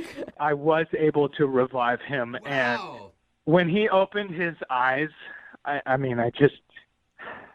I can't remember a more important thing that I have done in my life. That is really beautiful. That really is. I mean, timing, right? I mean, it's just one of those once-in-a-lifetime things that I don't know will ever repeat itself. So, okay, and what'd your date think? We had a really great conversation and a really great time, but this was a moment where we really saw each other. That's deep. That's really intense. Yeah. Sounds like it was more of your moment than hers, though, because she's not calling you back. Either that or it was her moment and it freaked her out. I wish I knew. We'll play a song, come back, and get your second date update and see if we can figure out why she isn't calling you back, okay? Sounds good. All right, hang on. Moving 92.5. Brooke and Jubal in the mornings. Second date update. We're right in the middle of a second date update, and if you're just joining us, Patrick is on the phone and he wants to call Jennifer. They went out for dinner, but he ended up saving somebody's life after the date. When they were leaving, apparently a man had passed out outside the restaurant, and Patrick performed CPR on the dude and then revived him. Yeah. And Patrick, I was thinking about it, and if we find out that, like, you set this whole thing up What? to look like a hero on That your didn't first even date, cross my mind. I got to tell you, I'm going to be so proud of you. So proud. I don't know about everybody else, but I will be so proud of you if you set that up. Yeah, I don't think I can give myself that much credit. Yeah, all right. really. Well, I mean, have you talked to her at all since your date? No, I've tried to reach out to her several times, and I mean, not too many, Right. I mean, it is pretty crazy that she hasn't called you back, even if she didn't like you that much. I mean, you guys, that's a pretty intense thing to share. I thought it was a pretty special moment myself. Okay. Okay, that's probably not the right way to describe a man almost dying, but whatever. After, when he came back. Okay. That was the special moment. Okay, well, I'm going to dial her phone number right now and see if we can figure it out. Here we go.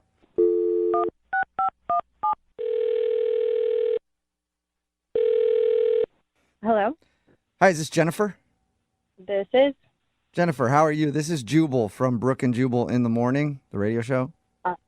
Hi, How are you? I'm okay.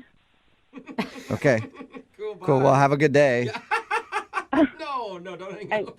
I'm just confused. Sorry. What are you confused about? Like, why are you guys calling? Oh, okay. I can help you with that Okay, if you want. please. I'm calling you today because one of our listeners sent us an email about you. About me? Mm-hmm. It got even more confusing just now, didn't it? Yeah, it did. Well, we do a segment on our show called the Second Date Update. That's where if you go out on a date with somebody and end up not calling them after, they can email us and we'll get you on the phone and try to find out what happened. So Patrick emailed us and asked us to call you. Okay. Mm-hmm. And he told us about your date, even the part where he said he saved a dude's life. Yeah. And he also told us that he's tried to reach out to you a few times, but he's heard nothing. Yeah. This is crazy. Okay. Yeah. Your date sounded crazy. It was crazy to say the least. Yeah. The CPR part was insane. Okay. I guess the question we all had is, how do you go out on a date with somebody and they actually end up saving someone's life and then you don't call them back? Was he that bad? Yeah. Wow, it makes it sound terrible. I don't know. I guess, like, I think Patrick's, nice, and obviously, like, him saving that life was, like, really, I don't know what to say, like, heroic and great. But, like, I just didn't feel like he was a match. I don't know. Just no chemistry or what? I mean, there was chemistry, but, like, honestly, okay, I don't know. I'm just going to be honest, I guess, since we're doing this. Like, I was just driving home, like, he got me an Uber, and, like, at first I thought it was, like, really great that he gave CPR to the homeless person, and, like, I mean, he saved a life, so that's amazing, but I just, like, realized that he, like, gave CPR to a homeless person, and you think that they should all die? What?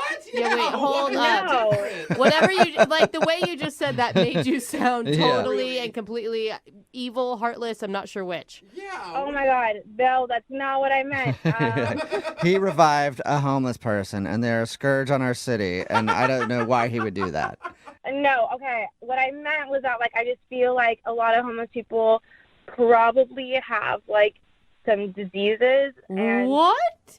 yeah, and I just kind of felt like if he, basically kissed a homeless person like that, like, he probably got something. And I just, like, I've had friends, I don't know. Are you Okay. freaking kidding me? So you feel like he's dirty now? What is your problem? I mean, I don't know what to say. Like, I'm just being honest. I just feel like he probably has something, and I don't want to get it. Okay. Okay. Hold up. right. You sound like one, the least medical person ever. Okay. And two, that is, I mean, those are so many like maybes, what ifs. I know, but it's enough, I guess, for me. I don't know. What do you think he has? I have no idea. I would start with TB. What? Oh my God. And then I would work guys. back from there. Probably one of the Oh my hepatitis. God. Yeah, at I'm least a dying right hepatitis, now. like A, B, or C. I don't know. They might even have a new one. Who knows? So wait, hold up. If he hadn't been there and you walked out and you saw a man unresponsive on the street and you judged him as homeless, even though you'd actually probably don't even know that he's technically homeless or not, you wouldn't save them for fear of getting a disease? I in that situation, I don't think that I would like be able to just jump right in and like save a life. Like, so I just think in general, like I would be too. I wouldn't know how to do that, and like so I just think that it's a moot point. Okay. Oh, man. The bottom line is the reason that you didn't call him back is you think he might have contracted something from a homeless man. Wow. Yeah. I don't know how many times I've heard that after a date. That's been a lot of reasons that I haven't gotten a call back. Yeah, you're contracting things is for different reasons. Jennifer, I do need to let you know that Patrick is on the other line listening to this conversation and wants to talk to you, though. Okay. Patrick? Yeah. Hi. Hey. I don't think I know what to say. Sorry. I'm just, you know what? I mean, I gotta just say, I'm in shock. I can't believe that you would think that. Are you like in nice shock? Because I'm in like furious shock over here. I don't know. I mean, I'm actually just kind of confused because from your profile and from the conversations we had before and during our date, I mean, you seem like a really educated young lady, and I'm just confused. I'm just confused that you would think that I could contract a disease from a brief encounter with a man's mouth. I mean, yeah, you explain it like that. Who knows, right? I had to give him mouth to mouth. He was not responding to the initial CPR that I was giving him, so I had to do what I did. I mean, I totally get it, and I think that, again, it was, like, very heroic and amazing. You should have done it. I just think that I'm allowed to have my own feelings about it afterwards. That guy looked like he had a disease. Like You can't. No. What made him look like he had a disease? Give us some details.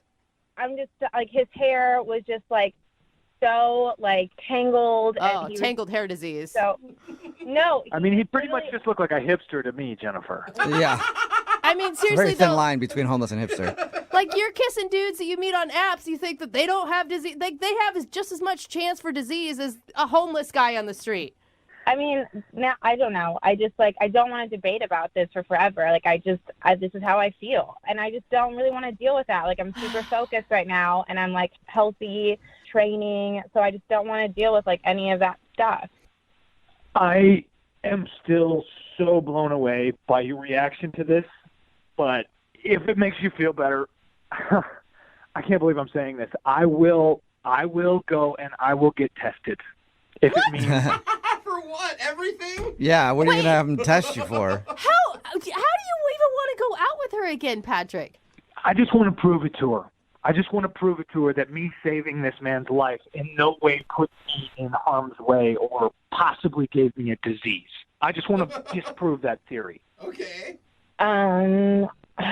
Honestly, like, I don't know. I think it's just still too soon, and like something can still come up, and like you can get. Yeah, some of that stuff can take months, you know, Jennifer, before it actually pops up on a test. Because the problem is it's her feeling. It's not actual science or actual facts. Now that's just an opinion. I don't get that, Jennifer. You think every ER doctor and ER nurse in this country has a disease because of people that they've helped? No, I just think that maybe Patrick does. All right, well, Jennifer, would you like to go out on a second date with Patrick? We'll pay for it. We'll even pay for his health screening. I honestly, I'm sorry. Like, I know, Patrick, you seem super nice, and like, I like can tell you're making a lot of effort, even just like with the phone call. But like, I just don't think I can. Oh, this is so dumb. I guess I can't really argue with that. You know, rejection is God's protection. So. Okay. Really? I thought it was Trojan. I'm with Jubal. Well, I guess I should have used protection when I was saving this man's life. Yes. Oh my God, From that is now not on, what we before- learned here, you guys. Before you perform CPR, always make sure you have some protection on you, okay? Yeah. Oh my God. Brooke and Jubal in the morning. 592 says, I think you guys just spoke with the worst human on the planet. Which is really saying something because we've talked to a lot of terrible human beings on this show. Yeah, we have. Brooke and Jubal in the morning. I'm talking about today's second date update. If you missed it, Patrick wanted to call this girl named Jennifer. They went out. He actually saved a dude's life on their date. He performed CPR on what we found out was a homeless man. Well, and she didn't want to go out with him because she's worried about potential diseases that could have been transmitted to him from doing CPR on a homeless dude. And I mean, I think a lot of people are arguing like, well, you don't need to do mouth to mouth anymore. You know, it's actually compression. Like, that's not the point. He used what tools he was taught to save a man's life. Yeah. And then she didn't want to go out with him because of that. She said that she would have chosen to do nothing if she saw the guy passed out on the street. Yeah. Oh, man. I feel like no matter how he did CPR or revived the dude, she'd just been like, ew, you touched a homeless. She was awful. It makes me so sad. So she didn't want to go out with him again. And he actually offered to get tested in order to go out with her again. Like, I'll get tested just to prove to you that I don't have any diseases from the homeless dude. He still was like willing to go out with her again. Yeah. Oh my God. I know. So who's more wrong in this situation? I can't figure it out. Either that or she must be incredibly hot. Yeah, that's always guess. a big key.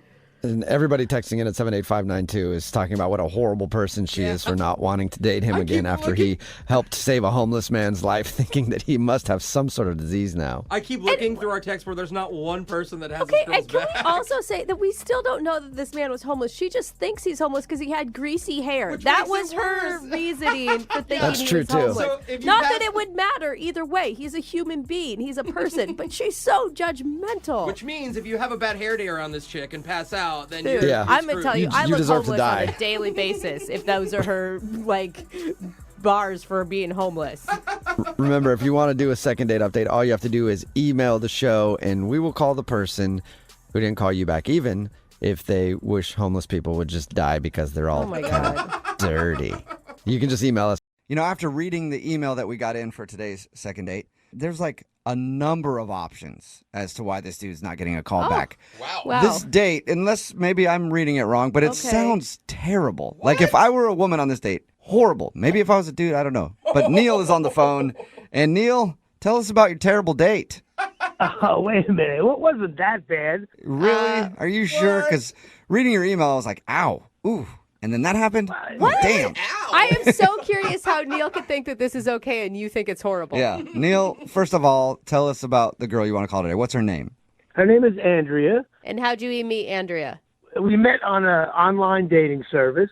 Oh, well, very formal name for it, sir. Yes. Oh, well, I guess so. And what did you like about her? I thought she was cute. She seemed really nice, and I liked her profile, and so we chatted on the phone a little bit. Oh, on the phone, actually. What? Wait, like voices? I know. Can you believe it? I actually talked to a human being on the phone. Weird. I'm shocked right now. Time travel. No wonder she's not calling you back, you weirdo. Yeah, it's like you're dating back in the 60s Yeah. or something. What's wrong with you? I thought it was the right thing to do. I guess. Maybe, Actually- I mean, I don't know. As much as we're making fun of you, Neil, I actually think that it's a really nice move. Oh, thank you. Yeah, it shows that you're actually interested, and I assume you guys had a good conversation since you went out on a date after it. Yeah, we had a nice chat and conversation, so I took her to a concert. Okay. Oh, fun. That's cool. Like a big concert or? No, you know, it wasn't like the Rolling Stones. It was like a cover band kind of thing. I played all kinds of party music, I guess. That's so fun. All right. Cover band, okay. And what was it like the first time you guys met in person? It was great. She was cute. We seemed to get along, and she gave me a hug, like, hi, how are you? And I said, oh, this is going to be nice. Okay, what's the awful part, though? Because Jubal painted it as this horrible evening. And over. Like, Yeah. ugh, ouch, ooh. Well, first thing she did, she was talking about my profile picture and how, you know, I had facial hair. but I shaved because, I figured, let me, I'm going on a date. Let me shave up. So maybe that freaked her out or something. Or, maybe Yeah, feel weird. You show up and you're a different person. A lot of times that will scare people. How different did you look, Neil? I guess I had like a kind of a full goatee, and then I kind of shaved it all off. Wow. She was willing to go out with you and had a goatee. You must have a lot of game on the phone. That's what I'm thinking, Jubal. I think if anything, she'd be thankful that thing was gone. Tell us about the concert, because the details that you put in your email, like I said, it sounds like it didn't go very smoothly. Well, we were dancing, having a good time, but just out of nowhere, she started talking about, comedy, and she started saying how much she likes Kevin Hart as a comedian. Oh, Okay. Yeah. Lots of people. I hate Kevin Hart. What? Who hates Kevin Hart? I thought everyone loves Kevin Hart. Neil does not like Kevin Hart.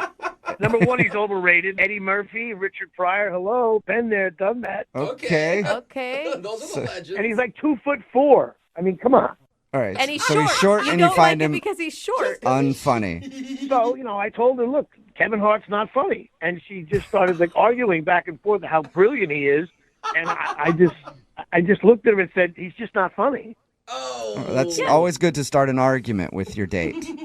She brought it up, and I just told her the truth. I mean, the truth hurts. You can't hold back for a second if you're on a first date and just go, yeah, okay, cool. Look, what was I going to do? I can't lie to her. I don't want to start off the date relationship by lying. What if she brought home a bunch of Kevin Hart videos on our second date? Oh, my God. Yeah, What? I Oh know, my right? Why would you do that? One, there's like a lot of facts, including his paycheck, that back up that he's funny. And two, why even argue about it? Just say, oh, he's not my favorite, and move on. Maybe I should have did that, but, by the way, just because you get paid a lot of money doesn't mean you're funny. Well, I mean, I never walked into a bank and got laughs. Yeah. What happened after you guys argued about Kevin Hart? Well, then we, of course, a couple of good tunes came on, and we started dancing, and I actually had this full beer, and I kind of, spilled it on her. Yeah, that's the best way to describe it. How much of the beer did you spill on her? I think the lady behind me bumped me, but I guess like more than half the mug fell into her, kind of hit her on her jeans and on her sweater and stuff. Oh, that sucks, So you man. argued about Kevin Hart, and then you dumped a beer on her, is what it sounds like. Did you apologize? Of course I did. I was like, oh my God, I'm so sorry, I'm so sorry. But, Well, I will say that one's an accident. I mean, it sucks, but it's an accident. If Kevin Hart did it, I'm sure she wouldn't have minded. Yeah. That guy can do anything, right? It would have been the funniest beer spill Yeah, ever. it would have been funny, like slapstick. So after you argued with her and then spilt a drink on her, how did you guys end things?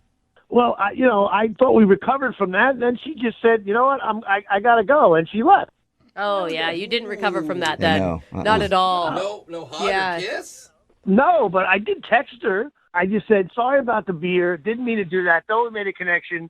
But also that, Kevin Hart, still not funny. Wait, you didn't give it up? You even put it in writing form about Kevin Hart? Look, if she was a good sport and was into me, she would have thought that was funny. That was the Remember, And it she doesn't- doesn't know funny because she likes Kevin Hart. So Good point. It doesn't sound like she thought it was funny because she's not calling you back, and she also left in the middle of your date.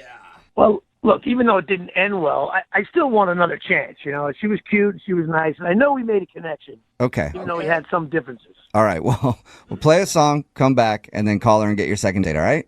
All right. All right, man. Hang on. Is there anything Kevin Hart is not involved in? He's in like everything in Hollywood. Every movie that comes out has Kevin Hart. Every TV show has something to do with Kevin Hart. He's the biggest name in comedy, and now he's involved in a second date. And he ruined Neil's potential for another date because Neil is on the phone for a second date. And if you missed the first part, he got into an argument with his date about whether or not Kevin Hart is funny. His date, Andrea, does like Kevin Hart, and Neil was not afraid to let her know that he didn't like Kevin Hart. And then after that, he spilled a beer on her, which he says is by accident, and then she left, and she hasn't called him back. So we're fighting an uphill battle here, Neil. Well, hey, listen, not funny is not funny. Okay. But I'm not talking about Kevin Hart all right, now. I'm now not- this is not. Yeah. I feel like this is all this is going to turn into Yeah. is a discussion of Kevin Hart. I mean, what can I tell you? I mean, his movies suck too. His stand-up is overrated. Oh my God! All right, Neil. Neil. We need to focus on trying to get you another date. So we need to drop Kevin Hart for a little while and talk about Andrea and call her. Oh, That's the best thing I heard all day. All right. Okay. And, Neil, can I ask you, though, I mean, bigger picture, if you guys have two very different, sets of humor, do you think that this is going to be able to work out? Hey, look, it's good to have differences, If people are the same and they fall in love, that would be kind of a boring relationship, Yeah. I mean, look, my parents have been married forever, and they argue all the time. Spices it up a little bit. Yeah. Okay, so I guess that's what that's you're the looking for. I secret see. to a long relationship. Yeah. So. Well, I'm just saying, that's what kind of thing I'm looking for. All right. And you Well- found it. You found it in her. We'll call Andrea right now and see if she's ready to argue with you on another date. Okay, Neil? Okay. Okay, here we go.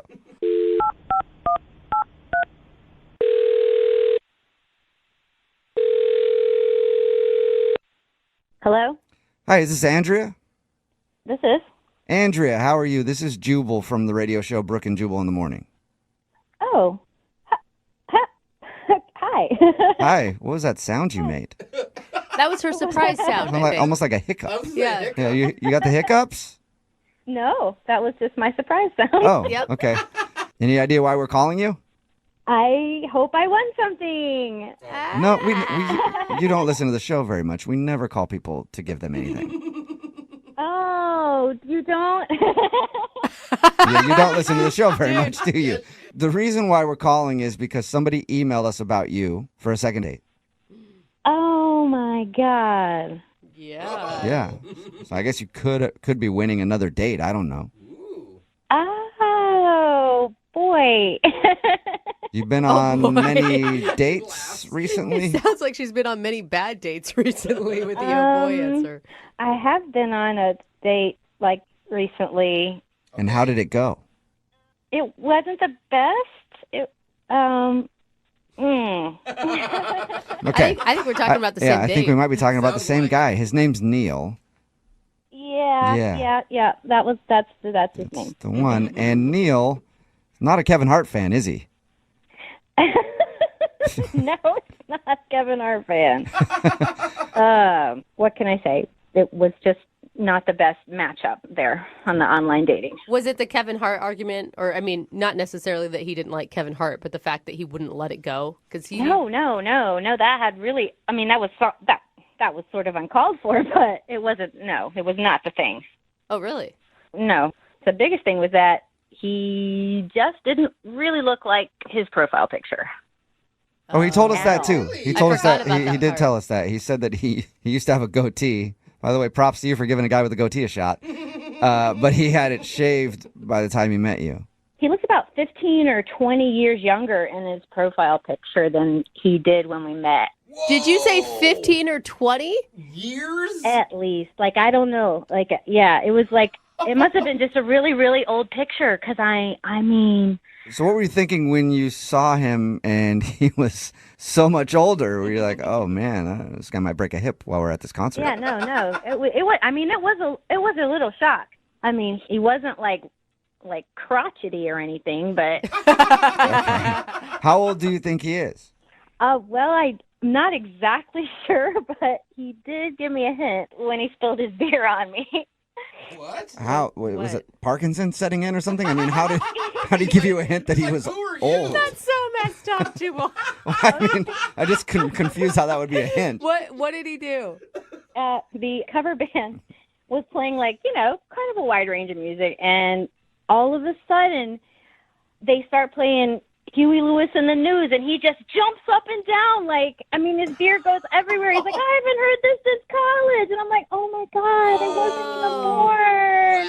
Oh my God. Since college. Yes. I mean, isn't that the 80s? That's the 80s. I think so. I don't know. So how old is I can't even think of what that song would be. Do you know what song it was? It was Hip to Be Square. Oh my God, that's super old. Something like that. Oh my God. I don't even You know guys can that. talk more about it. I'm going to Google it real quick to see when that song came out. Yeah. So if you had to give him a number, how old do you think he is? Actually, you know what, Andrea? Let's just ask him because he's on the other line listening and wants to talk to you. What? Yep. Neil? Hey. Neil! Hey. Hey, Andrea, when's the last time you looked at your profile picture? Whoa! Yeah, what is that? Neil! Holy crap. I mean, have you looked at your profile picture? I was assuming I was meeting someone around my age. Oh! At least it was taken in this decade. You couldn't say that for yours. That's the 90s. It's in the 90s. Oh! Oh, my God. You're making me sound like I'm B. Arthur or something like that. Who's B. Arthur? Arthur. I'm just saying. I think she was a golden girl. B. Arthur was a golden girl? I think so. Andrea, how do you not know who B. Arthur is? Golden Girl? Oh, my God. What's a Her golden comedic girl? timing is unbelievable. Okay. She is So- funny now that I know who she is. Neil, I'm starting to believe Andrea now that you're older than you say you are. Listen, I'm a few years older than her, I'll give you that, but it's not like she was, 19 years old over there. I mean, come on now. Wait, so now you're saying that it's okay that you lied about your age because she looks old? I didn't lie. It just didn't come up until, a good Huey Lewis song came on, and I got a little excited. But, I mean, You got to tell people how old you are before you meet them, or at least use a recent picture, man. I mean, come on. You know what? I'm only a few years older than you, so let's not You get are carried at away. least 15 years older than me, man. Oh, I don't know. Well, I'll tell you what. You know what? You don't understand the comedy of Kevin Hart. It is not of your generation. Oh, There it is. That's actually a good point. You know what? Why don't we go on another date and we can get our profiles picture taken at the same time? Oh, my God. Neil, how old are you? It is killing me. Will you please tell me how old you are? Why would I tell you anything about how old I am? Because we're trying to see if Andrea is right or not about your age. Yeah, but listen, I'm in shape. I'm healthy. I make a good living. Then if you're so in like shape, Richard Pryor more than Kevin Hart. Yeah, I mean, Yeah, that's sort true. of says it. You did make a Rolling Stones Yeah. reference when we first talked to you. I remember that. And then you talked about older comedians. And I went on Wikipedia while you guys were talking. Hip to Be Square, that Huey Lewis song, 1986. What? You were in college in 1986, Neil? Oh, man. Hey, you know what? You guys are killing me with this age thing. You know what? Let me tell you something. Age is just a number. Yeah, a number that you have to be honest about. Listen, by the way, that was a younger reference. You guys are making fun of me because of that, but that was R. Kelly. Yeah, not necessarily a younger reference still, Neil. That's still pretty old. Are you kidding me? No one in that room knows the reference? R. Kelly? I mean, you're in the music business. He's the guy who peed on people. How did you not know that? We know who R. Kelly is. Yeah. He just hasn't really been relevant for a few years. Or a decade. Years.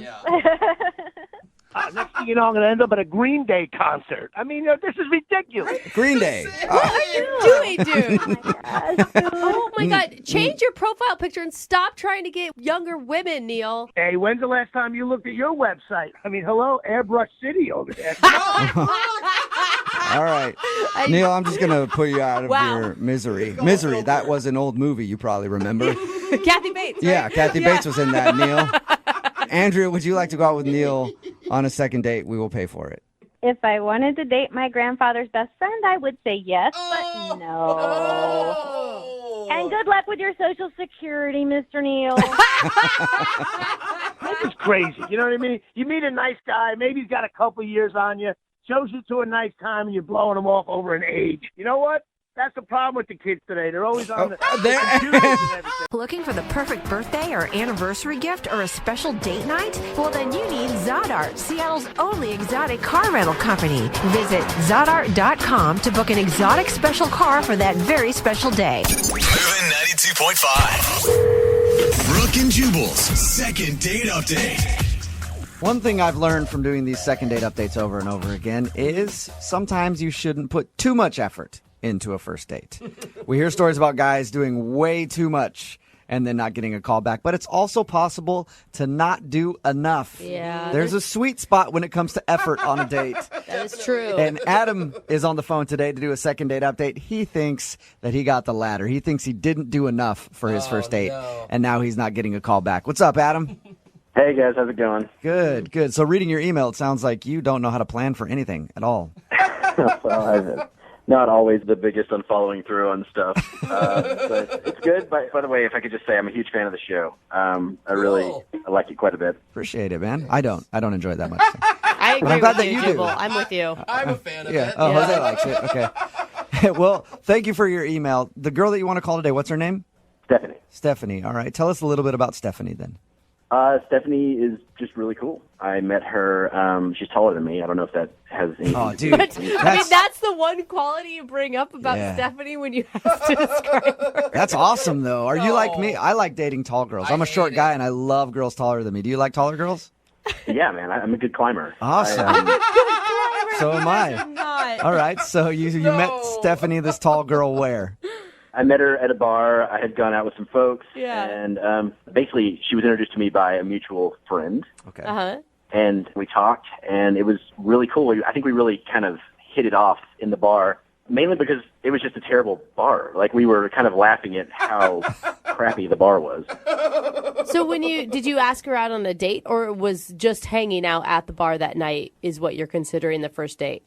No, that wasn't the date. I eventually asked her out, but it kind of like snuck up on me because we were talking, having a good time, and it was like time to go. And so I did the last second, hey, can I get your number? We exchanged numbers, and then, we texted after that. Most of our conversations were kind of text. And then eventually that's when I asked her if she kind of wanted to come over to my place and maybe watch TV.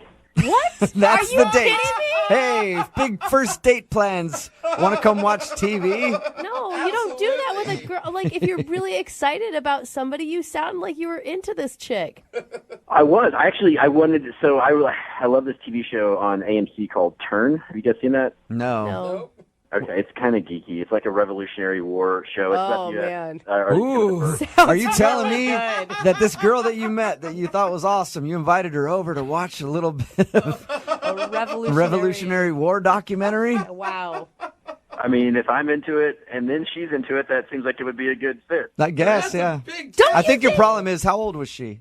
How old is she? Yeah. I think she's like probably in her like mid to late 20s. Yeah, you need to be like 60-year-olds. Sounds like for your interests. I've definitely seen some candidates, but I'm not there yet. So what was her response when she figured out that you didn't have anything else planned that night, is what it sounds like to me. Like no dinner, no nothing. Well, first of all, that's not entirely true. I made a bunch of snacks because I like to not get up. How do you even make snacks? What, you cut cheese and put some crackers on a plate? Oh, well, no, it's just stuff in a jar. I mean, I opened, a few dips, and I get scoops because it was a date, so I got some like nice. Fancy.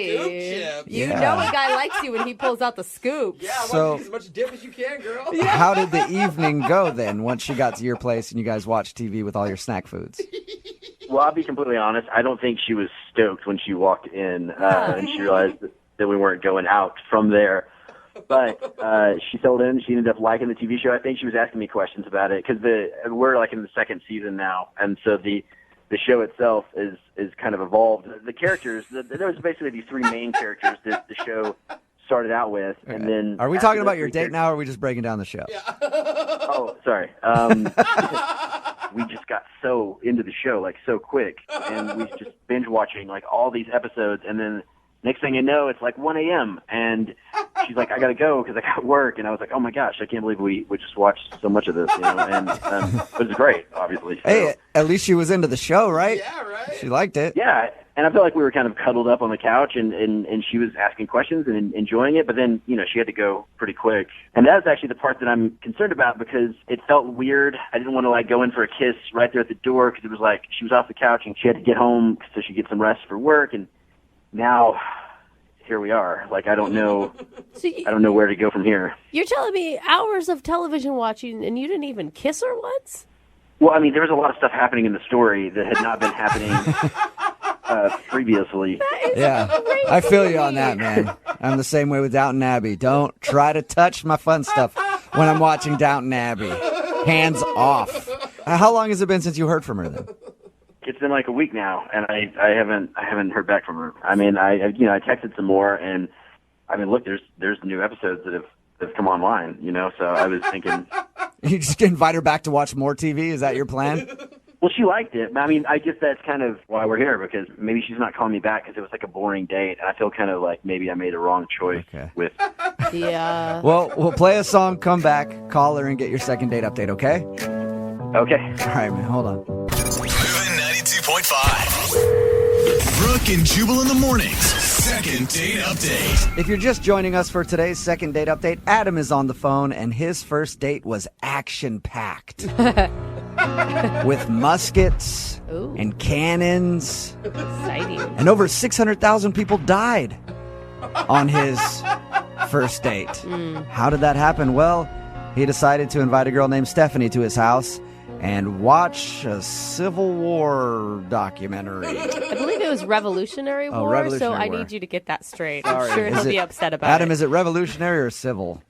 It's definitely revolutionary. Revolutionary. Sorry about that. Okay. Well, whatever. That's exactly what Adam decided to do on his first date. Now he thinks he's not getting a call back because it was a boring date, and he should have maybe gone to dinner and just done the regular date thing instead of inviting her over to just watch TV for a little while. Yeah, that's pretty much it.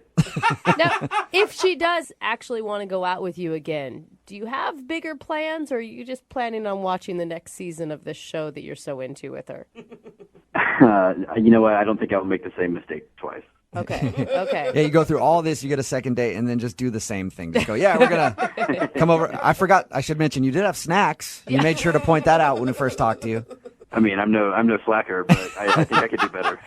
All right, I'm going to dial her phone number right now and get her on the phone and find out if that is, in fact, the problem, okay?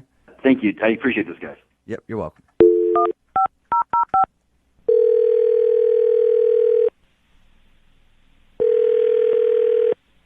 Hello? Hi, is this Stephanie? This is she. Hey, Stephanie, how are you? This is Jubal. I host a morning show called Brooke and Jubal in the Morning. Okay. Nice to meet you. I'm sorry. I'm like, why are you calling? I'm calling because I was wondering if I could talk to you about something real quick. One of our listeners sent an email about you and asked if we could get you on the phone.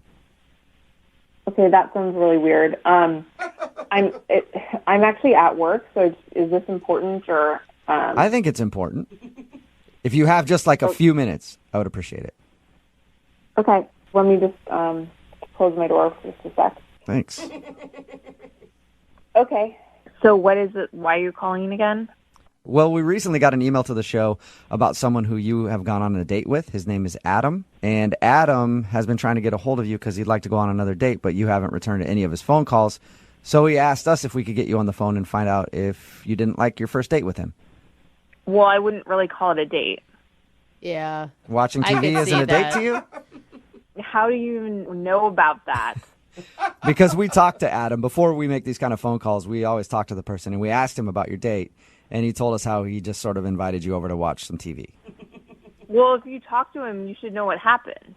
Was it just not enough? Definitely can't think it was a good date. He did tell us that he thinks he screwed up by planning a date to do nothing but watch TV, but he also said that he likes you a lot, if that matters. Well, he didn't even talk to me. Oh, you mean he was watching his show the whole time? He did seem like he was super into that show. Yeah, I mean, it was all very confusing because he texted me, do you want to Netflix and chill? And I've been dating long enough to know what that means. And we'd hit it off, and he was really cute, so I was down and went over there. But maybe he doesn't know what it means. Maybe he thinks it means watching Netflix. So you were prepared to Netflix and chill in the traditional meaning of it. Yeah. And he actually just wanted to Netflix. Yes.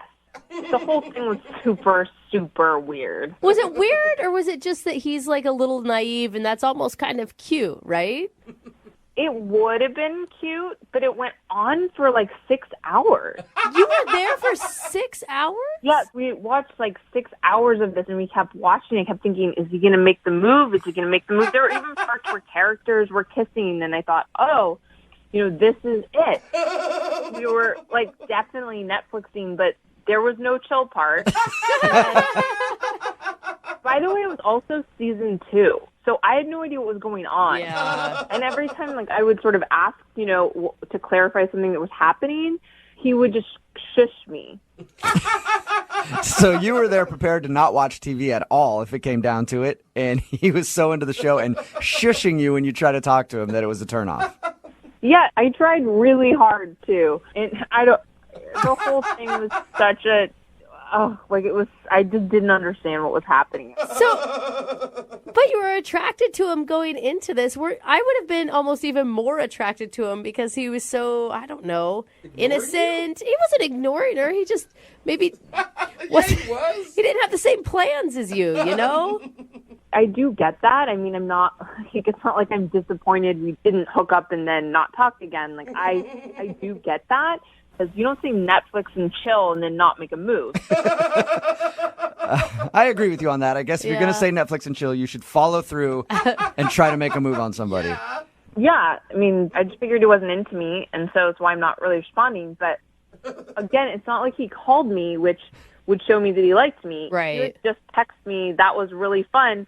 You know, we should, like, watch the rest of the episode. Oh, my God. Yeah, his definition of fun is definitely different than yours. Well, he does want to talk to you. Well, that's great. Then he can call me. He kind of is because he's actually on the other line listening. Wait, what? Yeah. Adam, you there? He is on the other line, like, on hold, or he heard our conversation? No, he was listening the whole time. Hey, 70, how's it going? I don't even... Well, I mean, I'm embarrassed. I didn't know what Netflix and chill meant. I thought... What? I don't know why they say that. They should call it Netflix and, like, do stuff, because I don't know... None of your guy friends have told you what that means?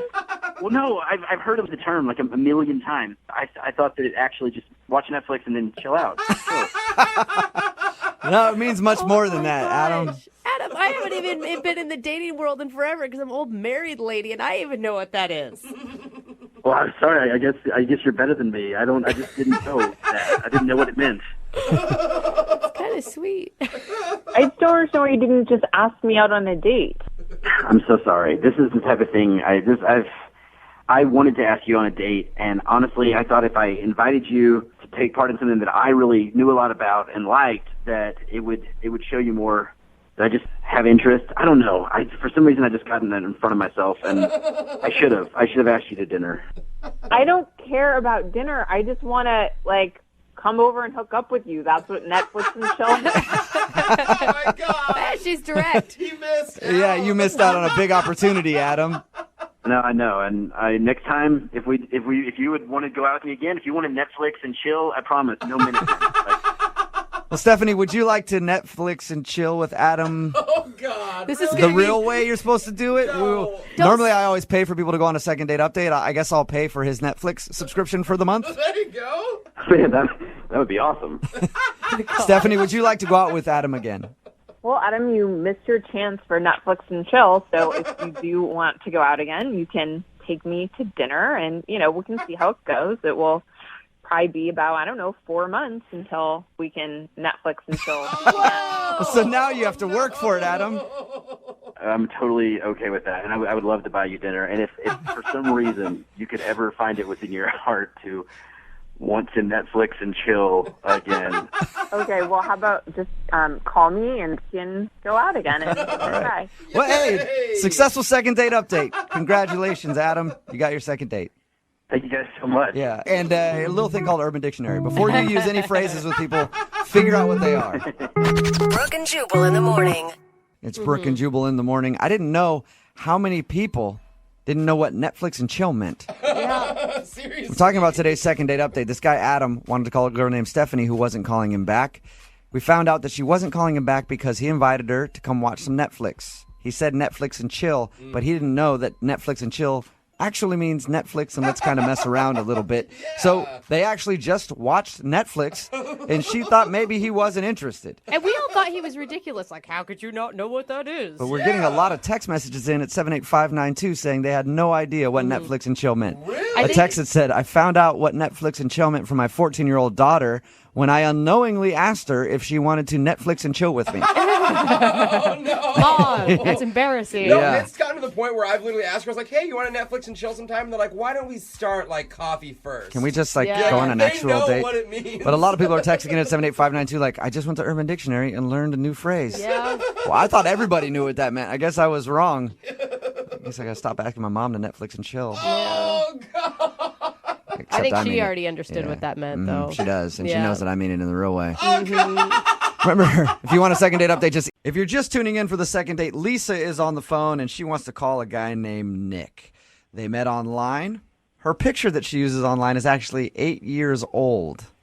So she thinks that might be part of the problem. But she did come clean right before their date and said, hey, just so you know, when I show up, I'm going to look 8 years older. He seemed to not have a problem with that, but she does think that he used an excuse to get out of the date because at some point he got a phone call and then said his grandma needs help with her groceries, so he had to leave. Right. And she hasn't heard anything from him since. Lisa, you know what I think your problem is? What? I think you need to start dating men. Oh, you think he's a little boy? A little grandma's boy.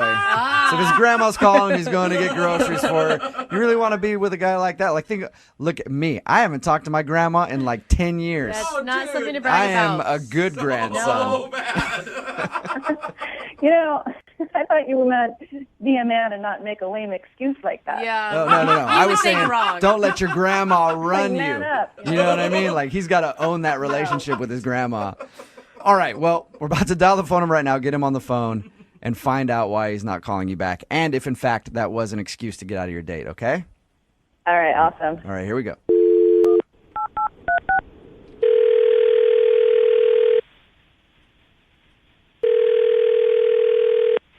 Hello?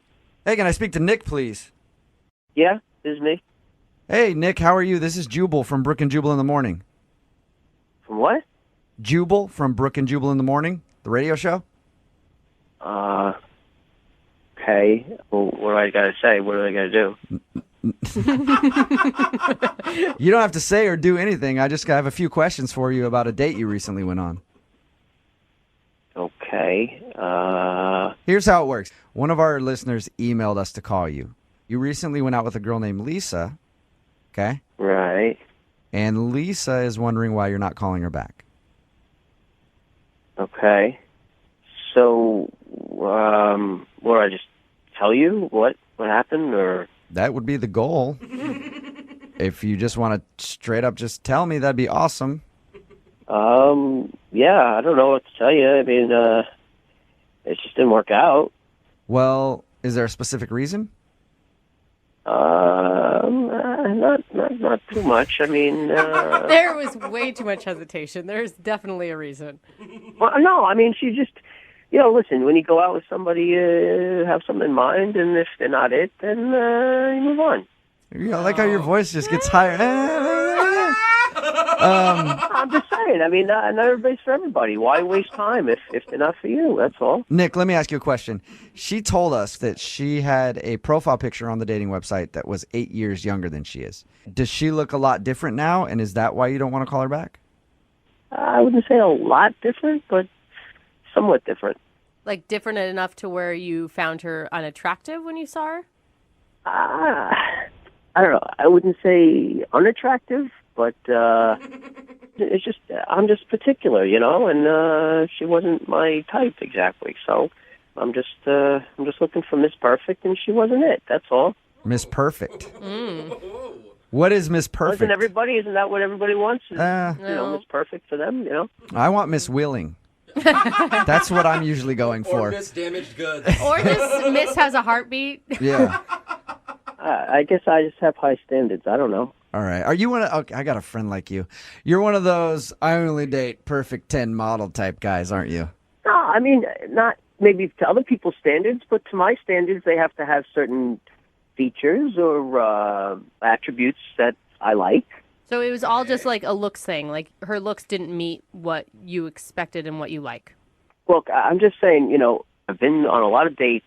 I've dated a lot of people here and back home, and just, I guess I always find something wrong with each of them, What do you find wrong, though? Like, her cuticles were a little, too white. Are you that picky? Well, if I notice that, sure, that could be something. But For real? No, but it's usually bigger than that. Like, this one girl had, really big gums. You ever see that when they smile, they're very gummy, and that's just. Nick, I'm with you. I'm with you on the big gums thing. It is distracting. Yeah, like horse gums. Yeah. You guys are so shallow. It's true though. Brooke, do you want to date a dude with huge gums? I don't know that I've ever even noticed gums. Obviously you're looking at their face most of the time, but you gaze and you look down, and you see the boobs and stuff. Can I say boobs and stuff? Yeah, you can sure, say you can boobs. say that. Absolutely. Well, that was one problem with this girl. They were just kind of like weirdly shaped or something. I just couldn't. Are we you know, I are we didn't want- talking about a former date of yours, or are we talking about Lisa? Oh no, a former date. Okay. Yeah, no, not like Okay. We're just going through a list of everything wrong All right. with every woman that he's ever dated. I'm just giving examples of why I'm picky. That's all. I mean, All right, big gums, weird looking boobs, things like that turn you if off. they look like that, then who knows what they look like when it's off. Okay. So what was the thing that turned you my off God. about Lisa? Well, she had like really, like the nose part was fine, but like the nostrils were kind of small. What? You know what I'm talking about? Like No. they're just like tiny. Her nostrils are too small for her nose. Yeah, like the holes part. Yeah, I know what a nostril is. I'm just trying to picture a big No, I know, nose but, with like, little. They were just like really small, and like it looked kind of odd. It didn't look like that in the picture, which was surprising. Dude, you've got to be kidding me. Are you being serious that small nostrils are a deal breaker for you? Look, when you're talking to somebody for an hour and all you can focus on is the nostrils, there's a problem. But and that's why I couldn't take it anymore. You probably have a lot of your own imperfections too, right?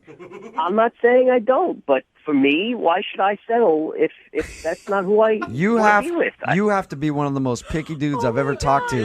And I know. Everybody says that to me, but that's who I am. Hey, Hey, And maybe listen, that's look. why I'm single, but what do you want? It definitely is why you're single. I'm going to tell you that right now. But, I would love to find out if Lisa has had any work done to her nostrils to make them smaller. Wouldn't you like to find that out, Nick? No, that's all right. I don't really care. I mean, it didn't work out, so it doesn't matter. I'm moving on. Well, it's too bad because she's actually on the other line listening. What? Seriously? My nostrils are too small? What are you guys doing to me? What have you ambush people like this? Yeah, it's kind of the point of the whole segment. So anyway, I didn't agree to this. I know you didn't, but Lisa did, and now she's on the phone. So you might as well talk to her about her small nostrils. I'm here. Like, what kind of freaky thing is that? I could see if your nostrils were too big, but... Look, it's just my thing. I don't know what to tell you. I'm picky, that's all. I don't know if you heard that part, but I'm just very... I mean, we have all this stuff in common, and now you're saying it's because my nostrils? My nostrils are normal. No, they're not. Oh, my God. Really? I'm sorry, they're not. I've seen a lot of nostrils, and they're on the smaller side. I see at least a dozen nostrils a day, and apparently yours don't stack up, Lisa. I'm sorry. I don't know. I don't know what anybody else thinks about them. I know I'm picky, and there were some very nice qualities you had, and we had some nice conversation. But for me, just me, like I said, I'm picky. They were just too small, and it was distracting. I'm sorry. Nick, how do you expect to find the perfect woman with like every single thing on her face being perfect? I mean, you're not exactly Mr. Hottie. You're cute. So what are you thinking? Look, if I have to be single for the rest of my life because I can't find the perfect person for me, then I'll be single, and I'm okay with that. But I'm going to keep trying. That's all. All right. Wow, that's dedication. Well, I have to do this no matter what because it is a second date. Nick, would you like to go out on a second date with Lisa? We will pay for it. God, no. It's not a match. It's not going to work. Both you guys said, did I hear both you guys say no to a second date at the same time? Yes. All right. Look, you guys have more in common than you think. The only thing, apparently. All right, Lisa. Well, I'm sorry that we couldn't make that happen for you. Okay, thanks. And Nick, I'll keep an eye out for girls with giant nostrils, okay? We've been doing these second dates for a while now, and we've heard a lot of creative excuses to get out of a date. I have an excuse that I like to use when I'm on a date, so I don't hurt the other person's feelings, but if I know it's not going well and I want to leave, I always use the same excuse. I look at them and go, I don't like you, and I want this to be over. That's not an excuse. And it seems to work every time, and so I think I'm doing it right.